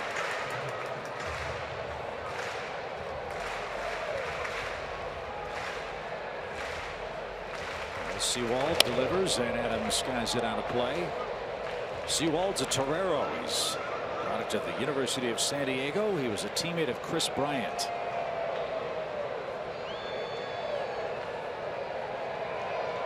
He has been a closer throughout his minor league career. He never started a minor league game.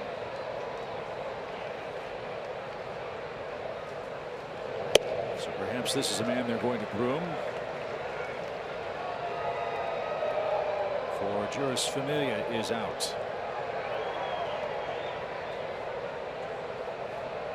2 balls, 2 strikes for Adams.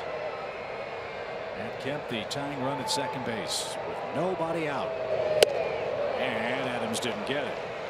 Boy, threw those couple of fastballs by him. Must have been hard to pick up because they were right around 90 miles an hour. Matt was late.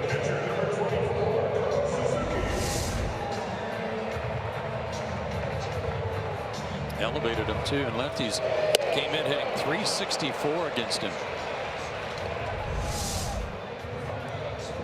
So Matt can't advance the runner nor bring him in. That brings up Suzuki. Kurt's 0 for 2 tonight.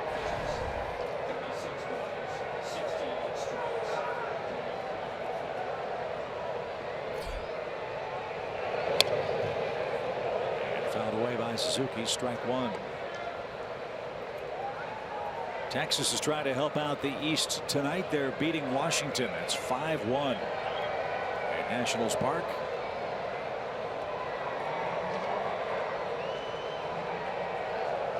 Cashner and Roark are squaring off. It's also Tanner Roark bobblehead night in D.C. And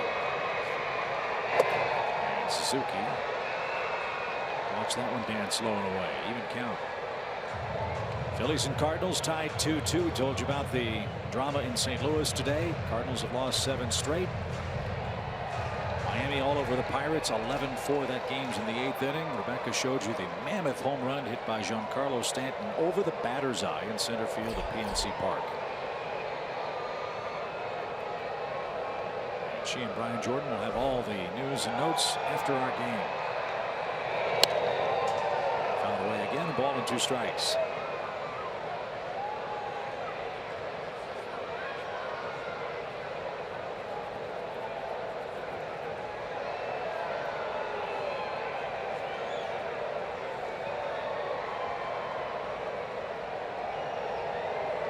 One thing he's done is get ahead of Adams and now get ahead of Suzuki with that tying run at second base.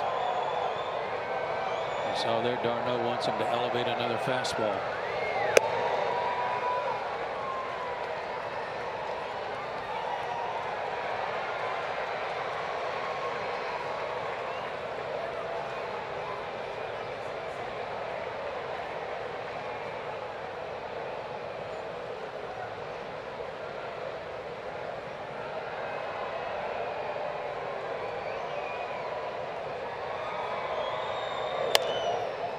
Popped up right behind the plate. Darno is there. Neither Adams nor Suzuki can move Kemp to third or bring him in. Now it's up to Danny Santana, who's 2 for 2. If the Braves are to tie it up in this sequence in the 6th inning.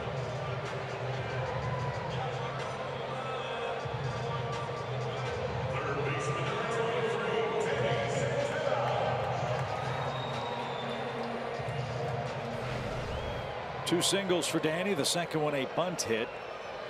He might have gotten a break not being called out of the baseline when Matt Harvey's attempt to get him at first base hit him in the back.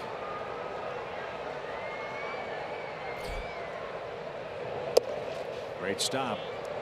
1 ball, no strikes.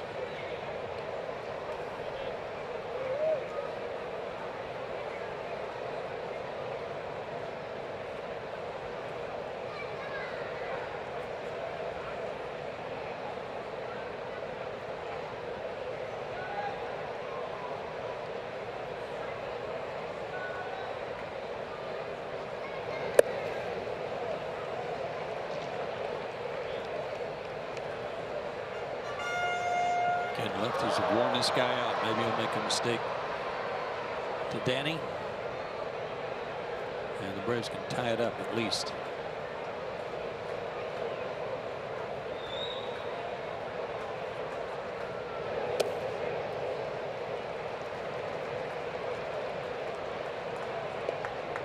He's not giving Santana much of anything, is he? No, and right-handers are still hitting 259, 260 against him. They're not going to wait around for ball 4. So they threw 3 out of the zone and then went ahead and waved Santana to first. Now Dansby Swanson a chance to be a 2-out hero. I don't mind this at all, right-handed on right-handed for Dansby right now, because of how he has been very patient and waiting and keeping his hands back. The balls he's been hitting hard are pitches that I think even a couple of weeks ago he was jumping out a little bit, taking his hands with him. He's done a good job of waiting right now, and it might work to his favor against Seawald, that sidearm delivery. Anderson shades him toward right field. Big gap in left center and down the left field line. 2 on, 2 out, 1-run Mets game.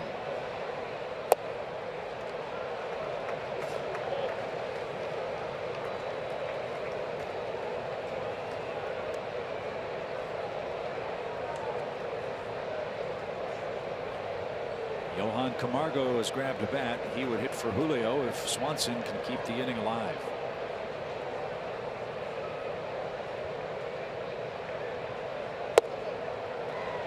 Good patience.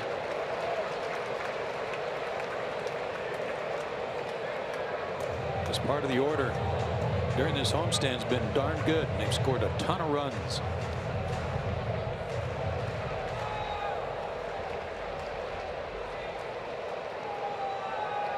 Seawald about to make his 20th pitch.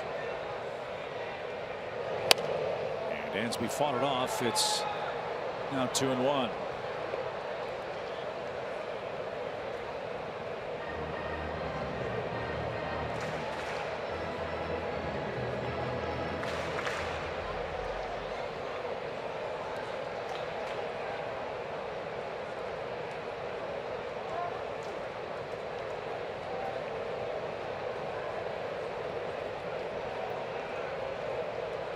Darno with the sign. Now the 2-1. He was late. And I think you're right. He must hide the ball.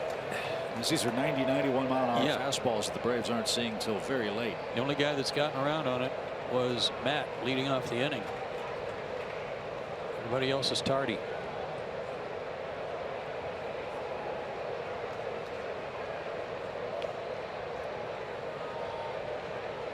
So the 2-2 is taken low. Full count. And again, Atlanta will have the runners in motion. Kemp at second, Santana at first.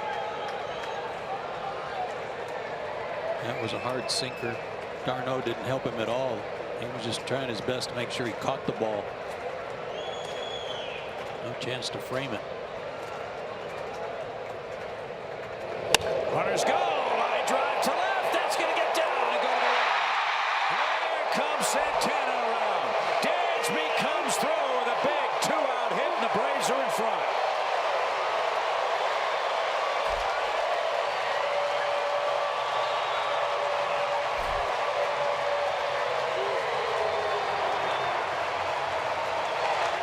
Outstanding kid. Great at bat.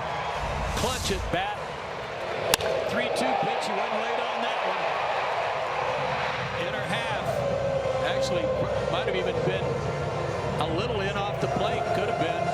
And he just raked it to the wall. Got to do a little clapping on that one. So here is Camargo. The Braves lead by a run. And the Mets bullpen, which has been so problematic, rears its ugly head again for Terry Collins. Now Dan Warthen's on his way out for a visit.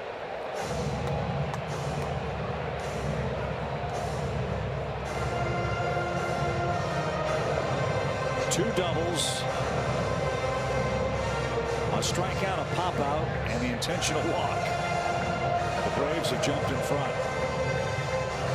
Dansby Swanson will take a 5-game hitting streak into action tomorrow. Yeah, I know it's only the 6th inning, but that's one of those things where you wonder about putting the go-ahead run on base, even with the bottom part of the order. You're taking a chance, and they were pitching around Santana and eventually put him on.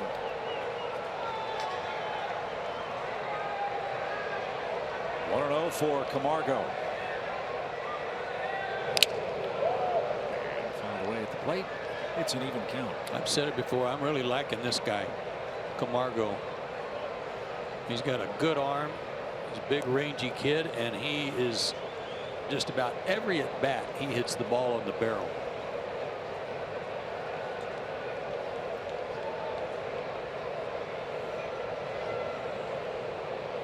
One ball, one strike. Good eye.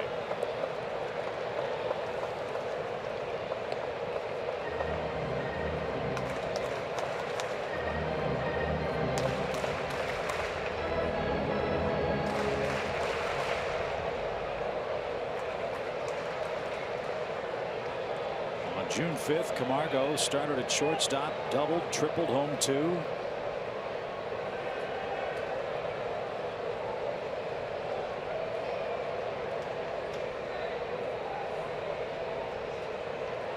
He's ahead in the count here, trying to add a little insurance with Swanson at second. The pitch is popped up, but over the Mets dugout. You know, of course, that this game will drive you crazy. Yeah. You've heard that? Julio Teheran's last start in Cincinnati, 5 innings. He gave up 11 hits, 2 of them homers, 7 runs in 5 innings, and he won the game. Tonight, he gave up the home run to Granderson and was in line to get the loss. That just missed, going for extra bases. Well, that's the argument that a lot of the new wave statisticians talk about. Get rid of the win for a starting pitcher, because so much of his performance is predicated on what the offense does in support, not necessarily what he did. And to their point, okay, he did his job. He gave up 1 run, but his offense gave him none.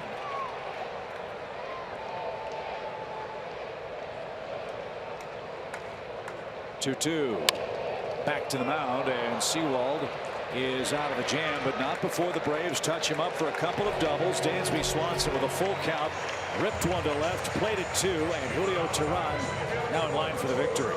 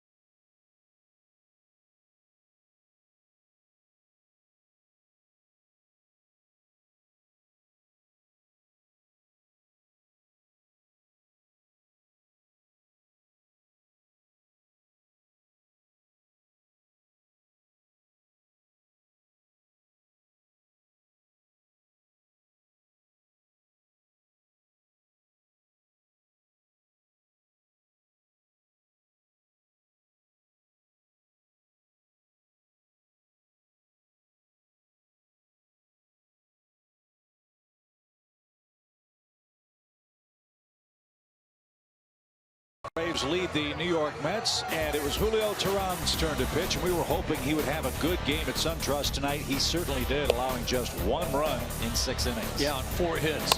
He issued a couple of walks. In fact, he walked 3 guys, but in one case he was pitching around the hitter, so I don't count that one as much. He had good stuff tonight, and he had a very good fastball and used it. And he's in line for the win. Beg your pardon, Joe. There's his line in game 1 of the series. He's our SunTrust confidence play of the game. So now things swing into the arms of the Braves bullpen, a bullpen that's been very good since a rough outing against the New York Mets about a month ago. First man called on tonight is Eric O'Flaherty. He's got Curtis Granderson starting off, and a strike.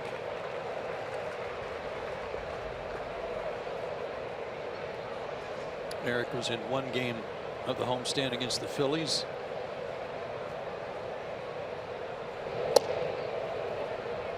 And gave up a couple of runs. An inning and 2/3. A hit and a walk, 2 runs scored.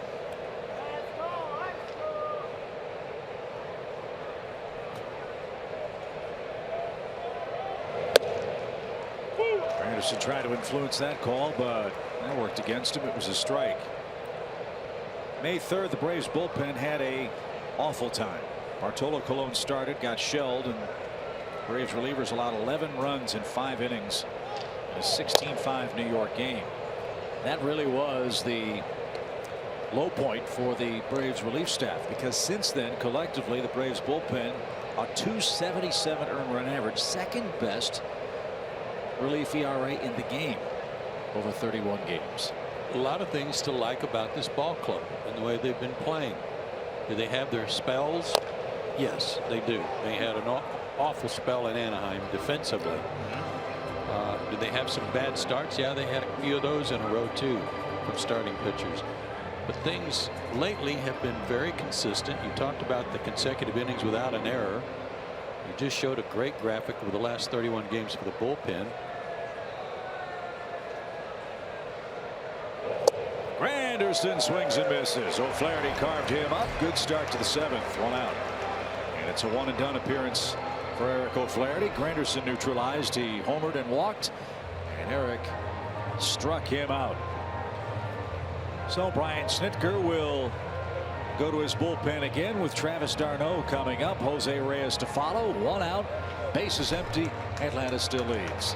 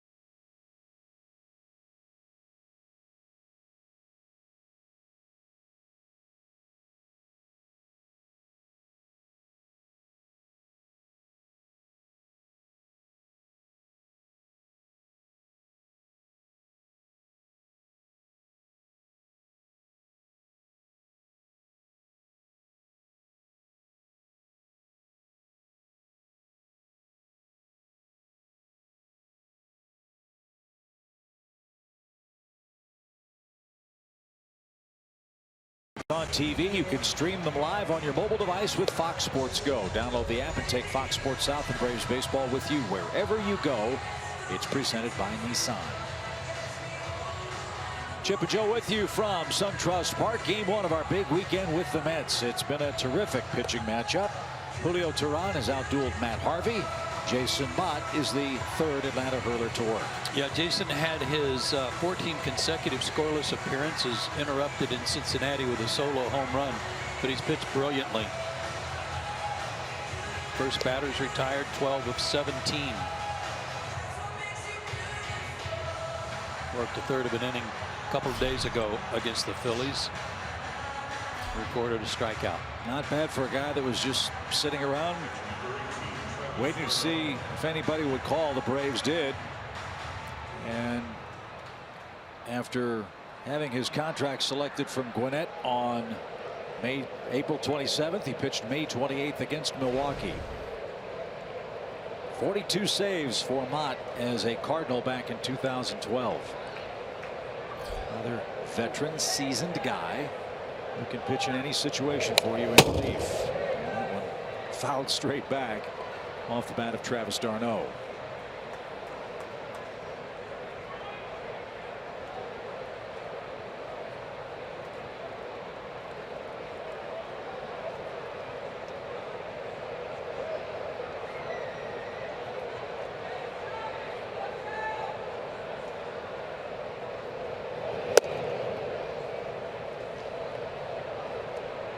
One ball, one strike. I would think Mott's another guy for right-handers that would have trouble picking up the ball with that, like a side saddle set position. And then everything moving away from you, hopefully, especially that cutter. Fly ball, that one's well hit. It's over Kemp's head and it's over the fence. Goodness. d'Arnaud just homered, and that ties the game. Two solo homers for New York. It's now 2-2. And with one swing, no chance for Julio to win the game tonight. As I said, hopefully moving away from him. This looked like a fastball. Yeah, not a whole lot unlike the pitch to Dansby Swanson.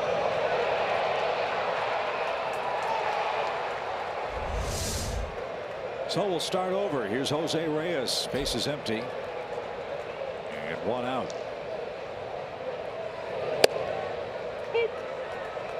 Gotta wonder how much is left for Jose Reyes. He's hitting a .187 and is 0 for his last 21. There was some talk that the Mets were going to maybe try to get Reyes moved over to shortstop and have Asdrubal Cabrera moved to third base. Cabrera doesn't have much range anymore, but for whatever reason that hasn't happened.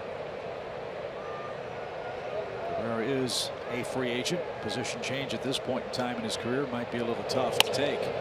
As a liner caught by Adams, Reyes hitting some tough luck there, and he's retired for the second out. Nice reactions by the big cat over there at first.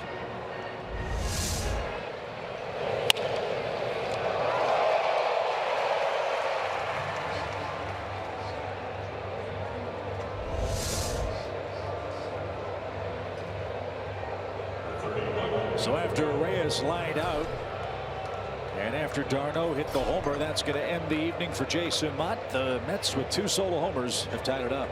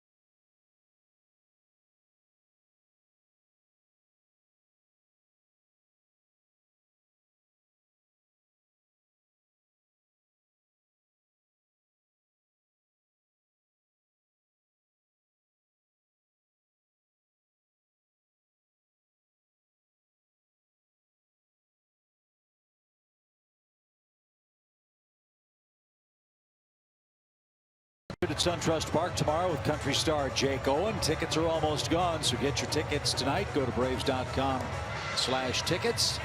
Doubleheader tomorrow beginning at 1 o'clock, 6 o'clock game 2.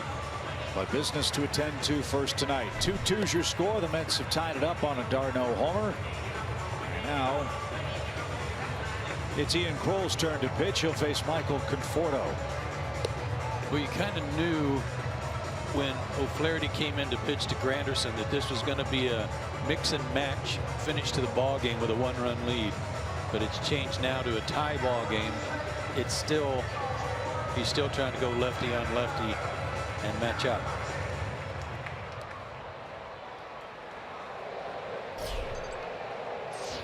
Conforto's 0 for 3. He's a good looking player. And he takes a strike.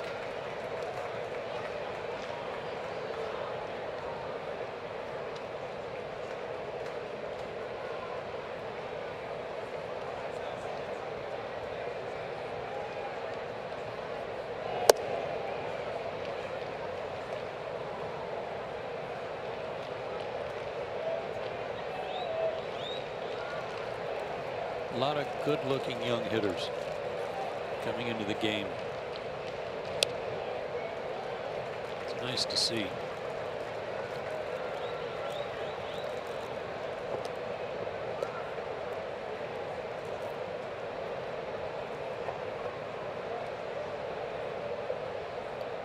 One ball, 2 strikes. Braves will have the top of the order coming up in their half of the 7th. The pitch is cut on and missed, and that'll end the inning. d'Arnaud ties it with a solo home run to left. We start anew, 2-2.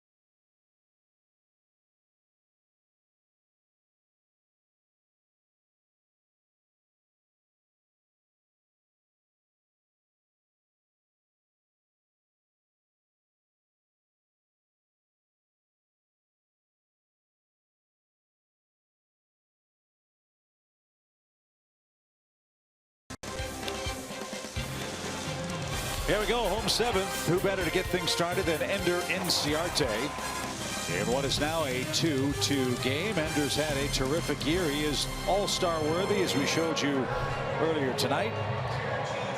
And he is certainly enjoying his new surroundings here at SunTrust Park. 380 mark, you take that no matter where you play. Of course, Charlie Blackmon plays in Colorado. Everybody will say, well, yeah, when he plays at Coors Field. I don't care. That guy can hit. Yeah, he sure can. I don't care where it is. And this guy on the mound can sure pitch. Jerry Blevins has been one of the very, very consistently good relievers for Terry Collins. Look at those splits, though. Lefties 102, right-handers 375. Wow. His last 2 2/3 innings, he's been knocked around. 4 hits and a walk, and he's given up 2 runs. One of those hits was a homer. Fastball, curveball, big sidearm curveball to lefties. How about these splits for Ender? Something's got to give. I was going to say strength versus strength in the late innings now. 395 against lefties.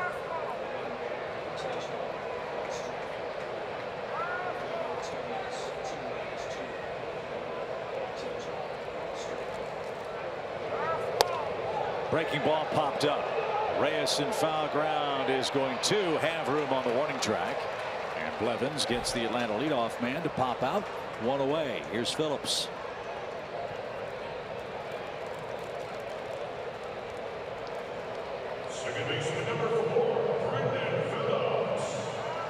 Guys like Blevins are living proof that you don't have to throw 95 miles an hour to be effective. Especially if you're left-handed. So let's see if those splits hold true. He got the left-hander. Let's see if Brandon can get on. Brandon's 0 for 4 against him in his career.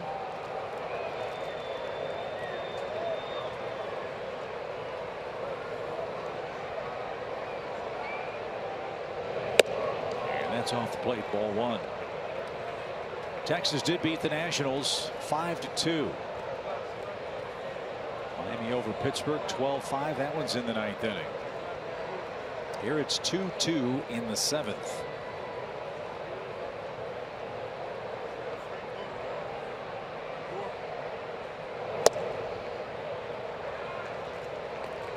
Tampa Bay's winning tonight at home 13-3 over Oakland. They had horrible news. Kevin Kiermaier, their all-star center fielder, slid awkwardly into first base last night and has a hairline fracture in his right hip. He's going to be out at least 8 weeks. And I bring that up only because it breaks your heart to see great players get hurt. And Tampa Bay is such an exciting, intriguing story. Small market, small budget. Yet year after year they put a real representative club on the field, and one of their best players is out for a while. It's a shame. Sliding at first. When will they ever learn?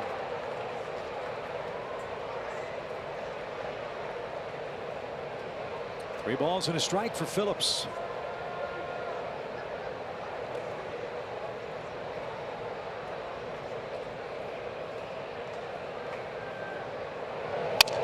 Broken bat roller toward Cabrera. And he makes the pipe first in time. And 2 out for Nick Markakis. Big crowd tonight, 36,791. The announced attendance. We're going to have big weekend crowds the rest of the way here at SunTrust Park. Doubleheader tomorrow. Day game Sunday, then we head to Washington briefly for a 3-game series, and then we're right back home. Heavy home schedule in June, so fans around the Southeast, if you haven't made your plans, come see us. Come see us. A lot of great games coming up. Marlins, Giants, and Milwaukee will be the next homestand for the Braves. Blevins turns it loose to Nick Markakis, and he skies one to center, and Curtis Granderson is over a step or 2, and he puts it away. Blevins with more terrific work. 3 up, 3 down for Jerry Blevins, and we are still tied at 2 apiece. 2, 3, and 4 coming up for New York. All-star worthy performers for the Atlanta Braves. Let's start with the leadoff man, Ender Inciarte. Well, we just showed you a rash of numbers on him and where he ranks in the league and hitting at home. 11th in the league overall in batting average. Matt Kemp has been among the league leaders in hitting all year long. He's right now 6th. 15th in slugging percentage. 3 hit games, 7 of them. And for Ender, a leadoff man, tied for 8th with 40 runs. I don't know what else those 2 guys have got to do. I certainly don't know what else Ender can do defensively to get everybody's attention. But both of them very much all-star worthy. I vote for them. Yeah, can't wait. The all-star game again in Miami on the 11th of July down at Marlins Park. That'll be fun. And look, like we said at the start of the broadcast tonight, offense hasn't been the problem for the Braves this year. They are swinging the bats very well tonight. It's been a very well pitched game, and I think somewhat surprisingly, Harvey, Tehran, and this ballpark combined, we thought it might be a slugfest. It hasn't been. No, it hasn't been. Both guys were on their game. You know, Harvey pitched around a lot of base runners, threw a lot of pitches, had to come out after 5 innings because he had thrown about 105 pitches. And Julio battled, was in line for a loss. Suddenly he's in line for a win. That got taken away by the home run by d'Arnaud. But let's see if the Braves can put something together and win this thing in the last couple of innings. Yeah, 18 of 21 games at home for Atlanta. And after the 4-game series split with the Philadelphia Phillies, the Braves still have a chance with some clubs coming in that are having their problems to make some hay in the standings and get closer to 500. The Braves start tonight's action at 26 and 32 for the year. See the strawberry moon. Oh, there it is. 8th inning. It's Asdrubal Cabrera leading off. He's 0 for 3.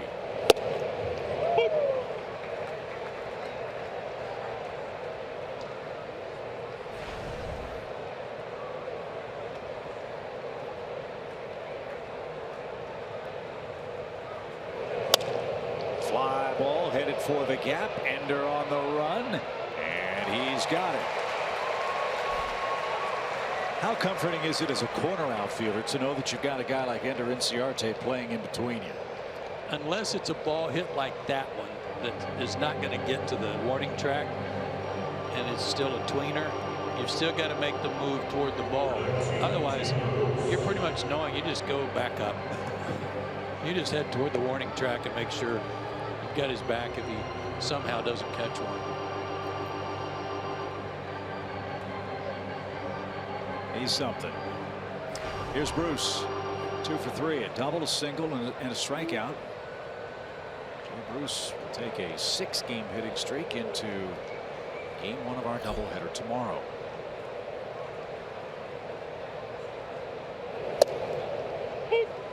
Everybody kept saying, well, Jay Bruce had a bad year last year. Jay Bruce didn't do this, didn't do that with the Mets, right? Yeah. Certainly he was disappointed after being traded from Cincinnati, and still hit 33 homers, drove in 99 runs. That's not easy to do, and that is extremely valuable. And he'll do it again. He's certainly on pace to do that again. And his home ballpark, a much tougher hitter's place than Cincinnati. Got to the big leagues for the first time in 2008 out of Beaumont, Texas. The Mets acquired Bruce for Dilson Herrera and a left-handed pitcher, Max Wortel. The Reds really like Dilson Herrera. They think he's going to be their star infielders of the future. As soon as they decide what they're going to do with Cozart.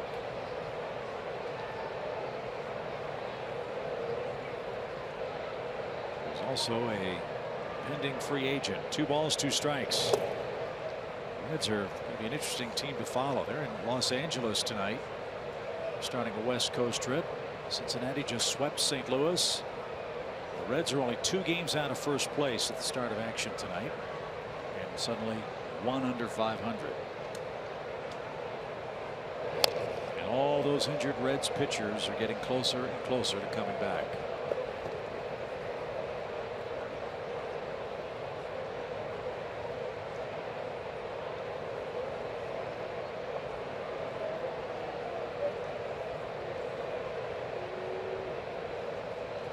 Full count pitch for Jay Bruce.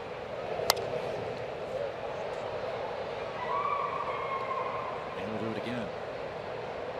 Ian's throwing hard and he's got good stuff tonight, so this is a very good at bat by Bruce to stay alive.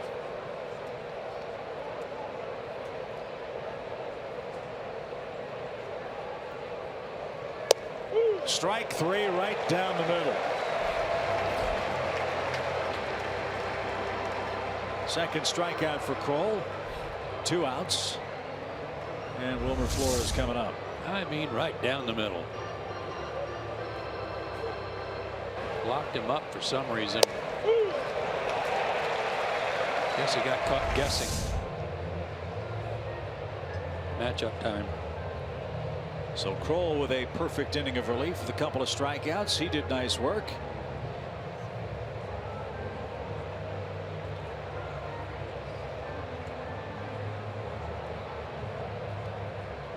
And Brian Snicker bought a little extra time for Jose Ramirez. So Ian Kroll, nice work. We'll see what Ramirez has in store for us with 2 outs, bases empty in the 8th.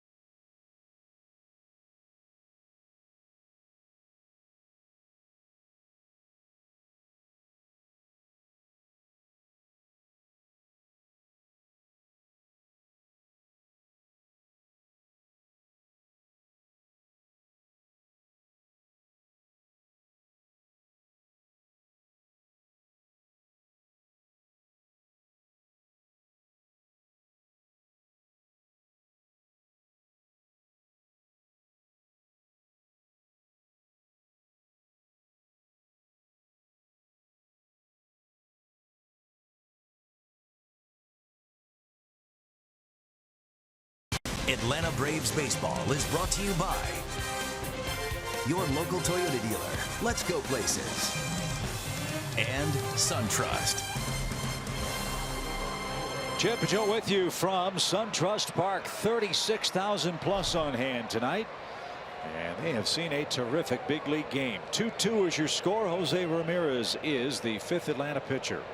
Coming off some back-to-back outings that were excellent against Cincinnati and Philadelphia. 1 inning each, so total of 2 innings, 1 hit, no runs, a walk, and 2 strikeouts. Sharply hit. Dansby, nice play. He's going to fire to first. Adams off the bag and with the tag.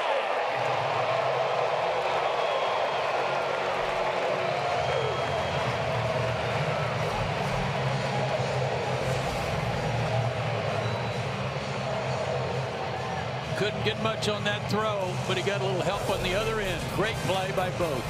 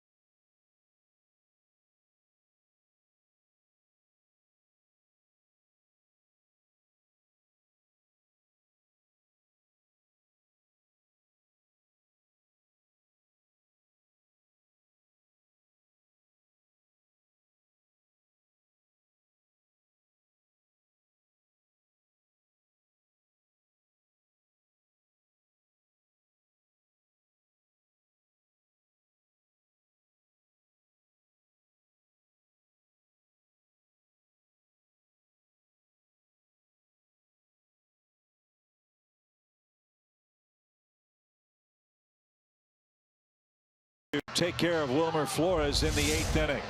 Sure was, and it was a hard hit ball too that he backhanded. And from his knee, not able to really get anything like a crow hop or anything working with any momentum on his throw. That was the best he could do. Matt Adams was there to help him out. Great play, saved a hit. So Kemp, Adams, and Suzuki are coming up. Matt Reynolds is into play second base.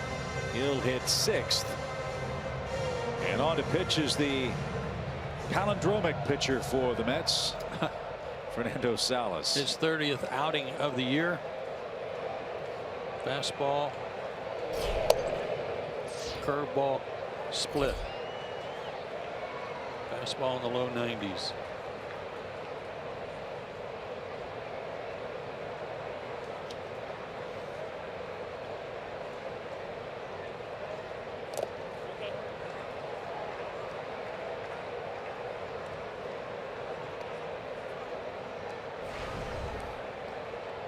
Two in the 8th.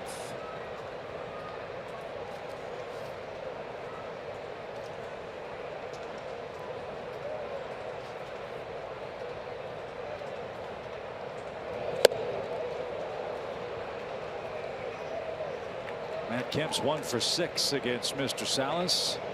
That one hit is a double. He struck out in 3 of the other 5 at bats.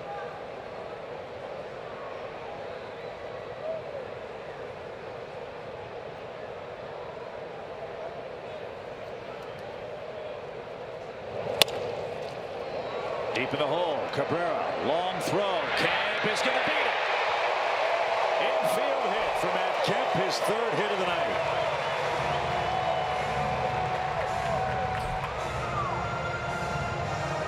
What do we have on that all-star graphic? 7 3-hit games. Now he's up to 8. Perfectly placed ground ball between 3rd and short. Cabrera did all he could do.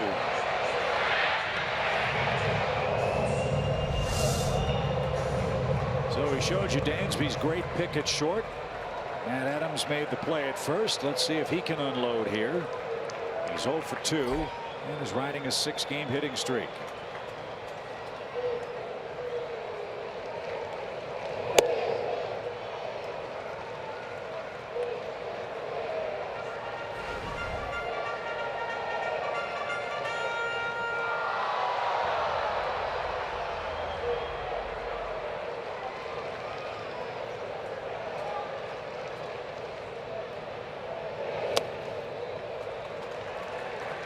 Ball 2. Laid off the split finger pitch. Got to make him get the ball up. Try not to offer it anything that starts out around the knees.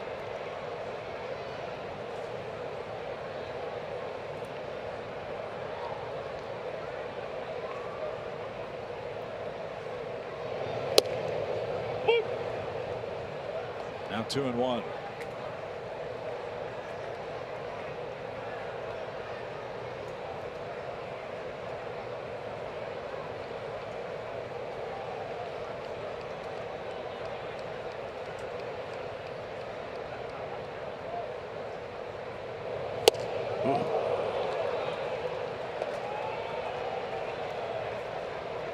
That struck out on a 91-mile-an-hour fastball back in the 6th against Paul Sewald.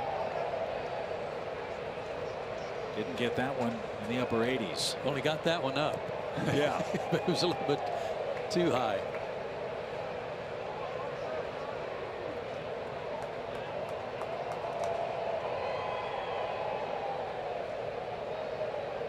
Now the 2-2 pitch. Just missed. Again, it's been north-south, not east-west for the man behind the plate. And as long as you're consistent, then can't really gripe. Mark Rippicher has been. Very short lead by Kemp at first. And now the 3-2. Runner goes. And it's skied foul.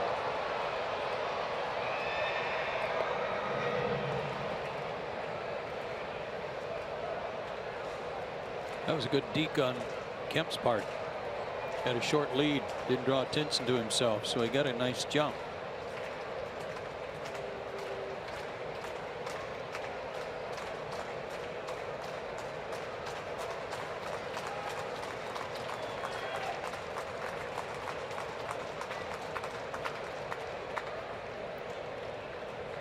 Again he goes, and Adams swings and misses. Darno's throw is right on the money. It's a strike him out, throw him out, double play.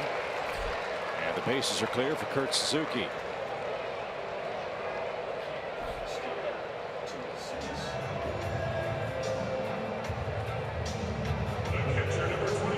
So Brian Snitker rolled the dice. Adams couldn't make contact. And now it's up to Kurt Suzuki to keep the inning alive. Kurt in a dry spell. He's 0 for his last 13 as a Braves hitter.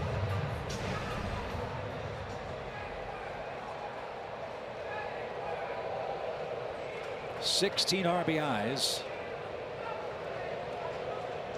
for Kurt Suzuki. 8 of those RBIs have come from his 3 home runs. We'll need 1 more RBI to take the lead.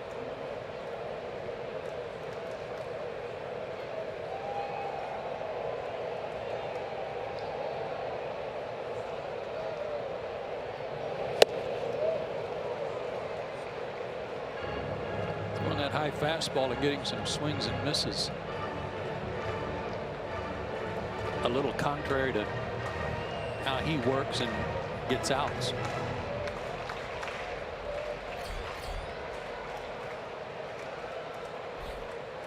One ball, one strike.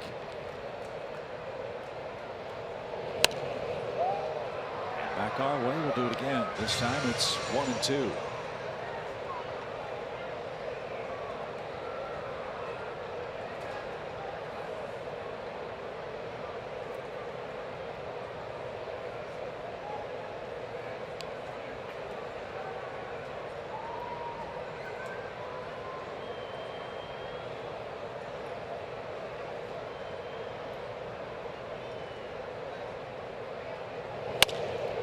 Too short. Cabrera's got it, and that's the inning. So after the Braves scored 2 in the 6th against Seawald, nothing doing in the 7th and 8th, and we go to the 9th, still not at 2 apiece.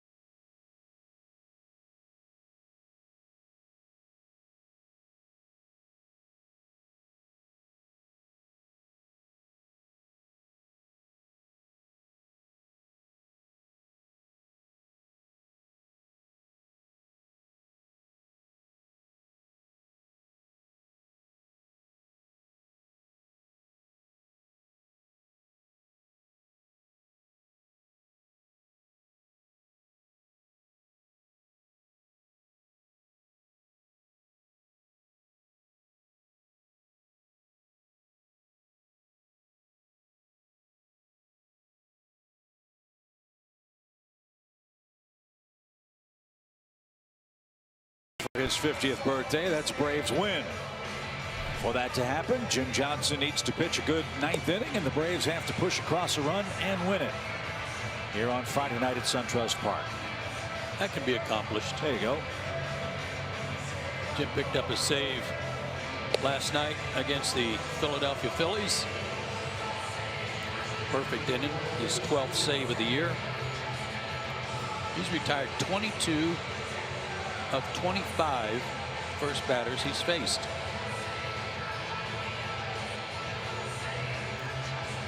Well, the first batter he'll face in the 9th is Lucas Duda.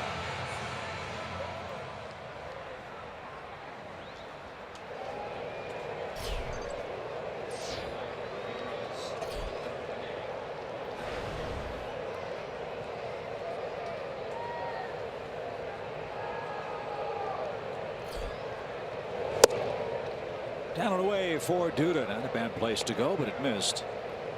1 ball, no strikes. Duda 0 for 2 with a walk.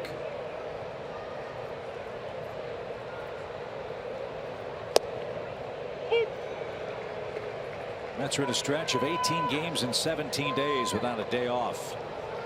And 14 of 21 games away from Citi Field.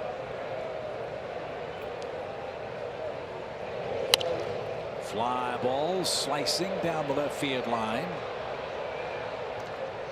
And a fan from Conyers, Georgia is going to come away with that souvenir.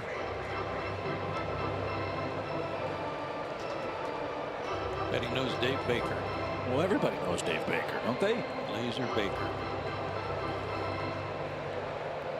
Yes. The answer to that is yes.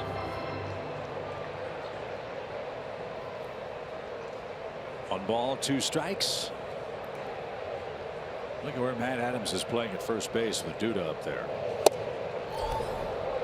I mean, his left foot is about 10 inches off the foul line.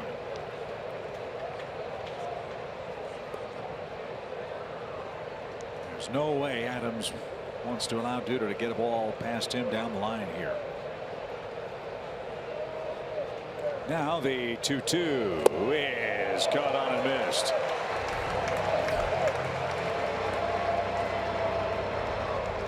So and another first batter retired for Jim Johnson. Duda strikes out. Back foot breaking ball and a beauty. Swings right over the top of it.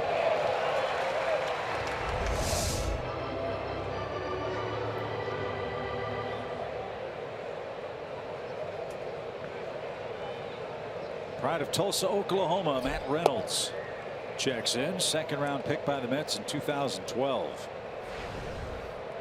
He played in 47 games in New York last year. He had wrist surgery after the season.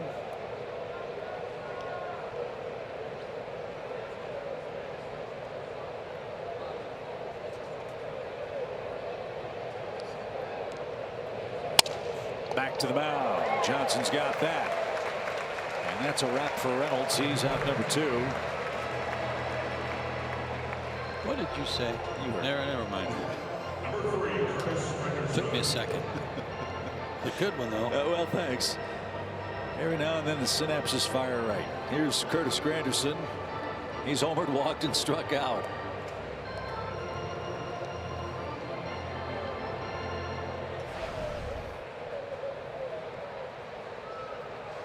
Talk about true pros.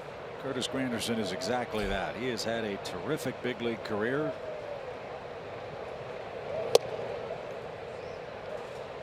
Plays every day, wants to play every day. Had some gigantic homer years in the American League with the Yankees and the Tigers.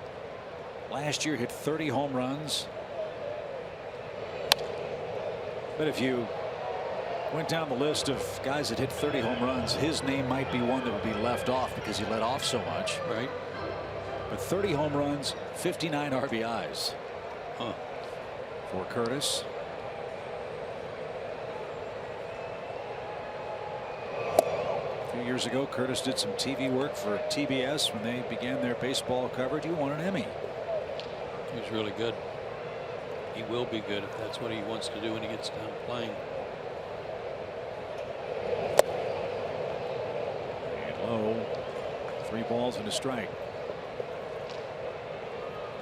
36 years old, Curtis Granderson lives in Chicago in the offseason.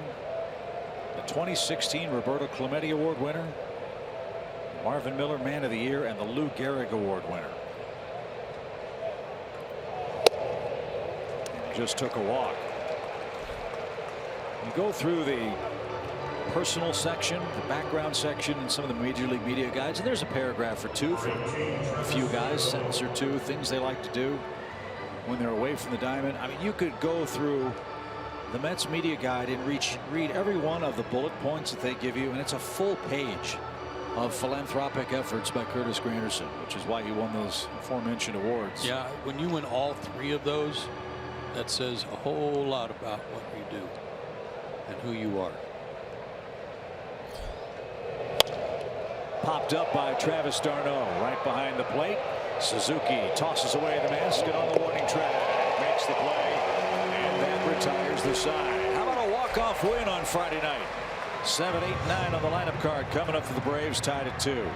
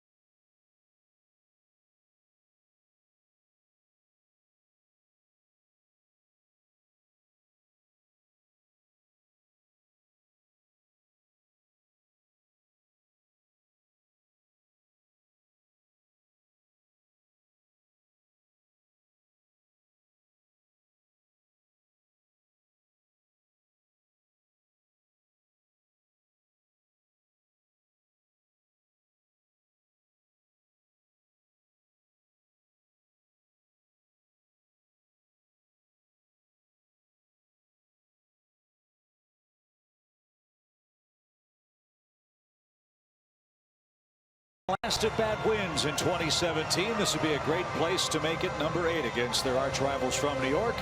It's a 2-2 game with Santana, Swanson, and then we'll see coming up for Atlanta. Fernando Salas is still out there in relief for New York. Join us at SunTrust Park tomorrow. 2 games in one day. Game 1 at 1 o'clock.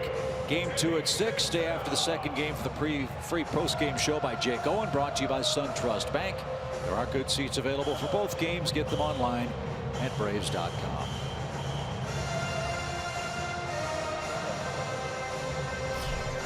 Santana's been on base 3 times. He has singled in the second. He bunted for a single in the fourth. Was intentionally walked in the 6th with 2 outs. That was a key play in the game. Count got to 3-0. They waved him to first, and then Dansby Swanson hit a 3-2 pitch into the left field corner to score 2 and give the Braves a brief lead. So Salas out there for a second inning, gets ahead, strike 1. Danny started 0 for 19 and now he's up to 229.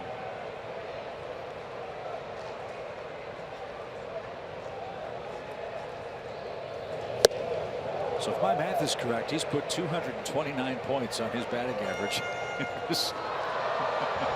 Way to go, Bulldog. I did that for Chris Capor, Georgia Tech stat man to your right. Am I right, Chris? Just to be sure. Okay, thank you. Pitch popped up left side. Reyes drifts out. Cabrera drifts over as well, and it's the shortstop who makes the play, and there's out number 1. Dansby Swanson's reached twice. The big blow in the 6th inning On a 3-2 count.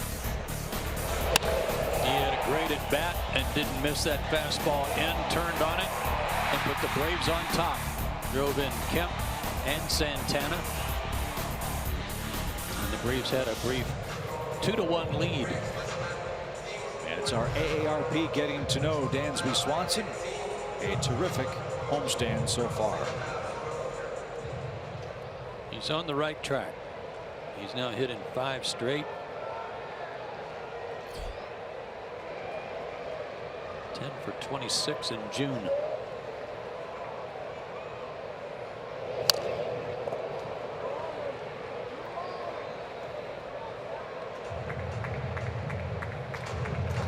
Seems kind of funny to have a 23-year-old being our AARP feature, but on a team of a lot of guys that are 30 and 40. But Dansby gets the award tonight. No balls and a strike. Other than Sewald's work, the Mets bullpen has been really good tonight. It's bounced off the plate, and Dansby's down 0-2. Rio Ruiz will hit next. It'll be one and done for Jim Johnson. Good work for Jim out of the bullpen. Walking the strikeout for him.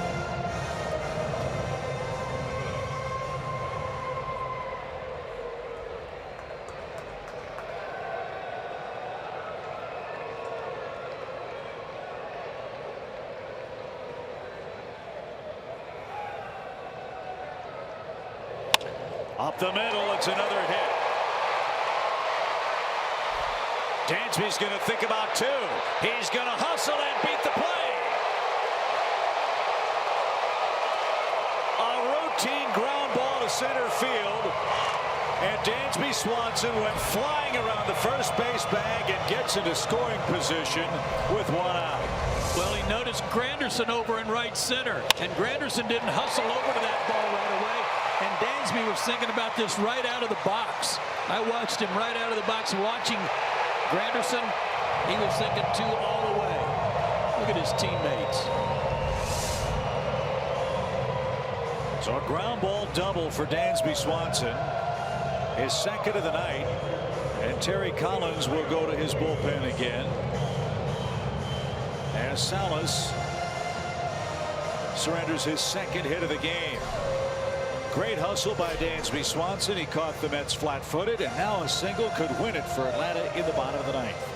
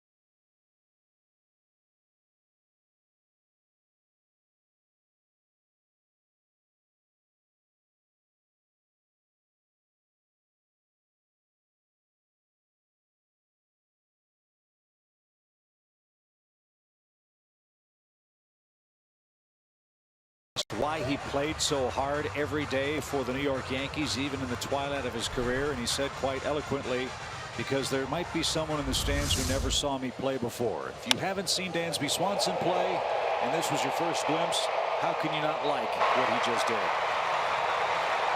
And you saw the way Granderson loped after that ball and then fielded it like an infielder, real flat-footed. So he wasn't able to get much on the throw, and once he realized, uh-oh, he's going to second. Just great heads-up play by Dansby, something we talk about all the time, his baseball intellect. He's a baseball player. He sees things other guys don't see. And he's in scoring position for Rio Ruiz, who will face Josh Edgin. Already 29 games for Edgin this year. Rio's 1 for 2 against left-handed pitching this year. A hit could win it. A ground ball. That's into left field. Here comes Dansby. Around third. Conforto double clutches. And the Braves have won it in the ninth.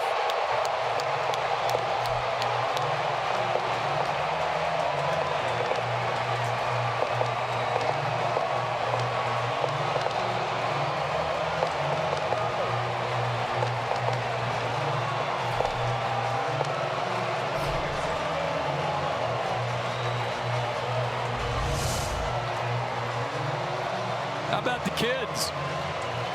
The hustle of Swanson and lefty on lefty. Rio comes through.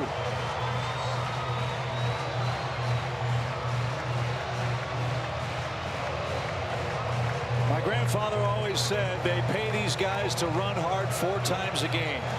Dansby Swanson ran hard, turned a single into a double, and Ruiz on the first pitch pops one into left field for a game-winning hit, the 3rd walk-off win for the Braves at SunTrust Park. And in thrilling fashion, Jim Johnson picks up the win. Fernando Salas is the loser, and the Braves are 3-2 on the homestand tonight. Great night for the kids, as Joe said. Kelsey Wingert standing by with Rio. Rio, your first career big league walk-off. Take me through the emotions that you're feeling able to come through for your team like that. I mean, nothing while I was in the box, but afterwards, I mean, it was pure joy. I saw him come up with it, bob a little bit. I knew Dansby was scoring. He was scoring regardless, and I know that. He was going.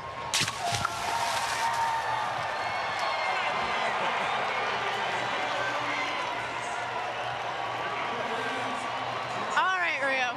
You're feeling a little cooled off there now. Can't breathe. It hits you. You never think it's that cold. It is that cold. But whenever you see your teammates that excited for you, just take me through when you see them all running at you, getting the Gatorade shower right there. What are you feeling right now? I mean, we were able to get that win, and I'm glad to be thankful. And I'm thankful to be part of that, especially that last part and getting us to the last run to get us home. For Dansby Swanson to stretch that out into a double and to put himself in scoring position for you to drive him home, what does that say about how aggressive this team is playing and how much it's paying off for you guys? I mean, I think anybody that's counted us out is way off. I mean, we're going to battle to the end. I mean, you saw tonight, we came in and it's anybody on the bench or who's in the starting 9 already. I mean, good job by Julio keeping us in that ball game and that bullpen, keeping us in the game as well, and you know, gave me the opportunity. And thank the coaches for giving me the opportunity to come in and put us up. You mentioned Julio, this starting rotation. You guys have gotten 4 great starts from them in a row here. The team is clicking everything in all cylinders. How much momentum do you guys have going in your direction right now? I don't know, but we're excited to keep playing ball right now. It's still early, so we can still keep racking up them W's and maybe find ourselves somewhere in October. Well, Rio, thank you so much for your time. Rio Ruiz with a walk-off single at night he will never forget. Congratulations. Thank you for your time. Thank you very much. Appreciate it. Thank you. Okay, Kelsey, thank you very much. The offensive heroics late. Let's not forget Julio Toronjo. Last 4 games, the Braves starting staff has combined for 27 innings pitched. Yeah, they're pitching deep into the ball game. That's making the bullpen sharp, but great defense you're seeing here, and clutch hitting. Fun to watch tonight. No extra innings in game 1. A double dip tomorrow. Plenty of great, exciting things to talk about at SunTrust Park where the Braves walk off for the 3rd time. 3-2's your final. Braves Live presented by Xfinity is coming right up.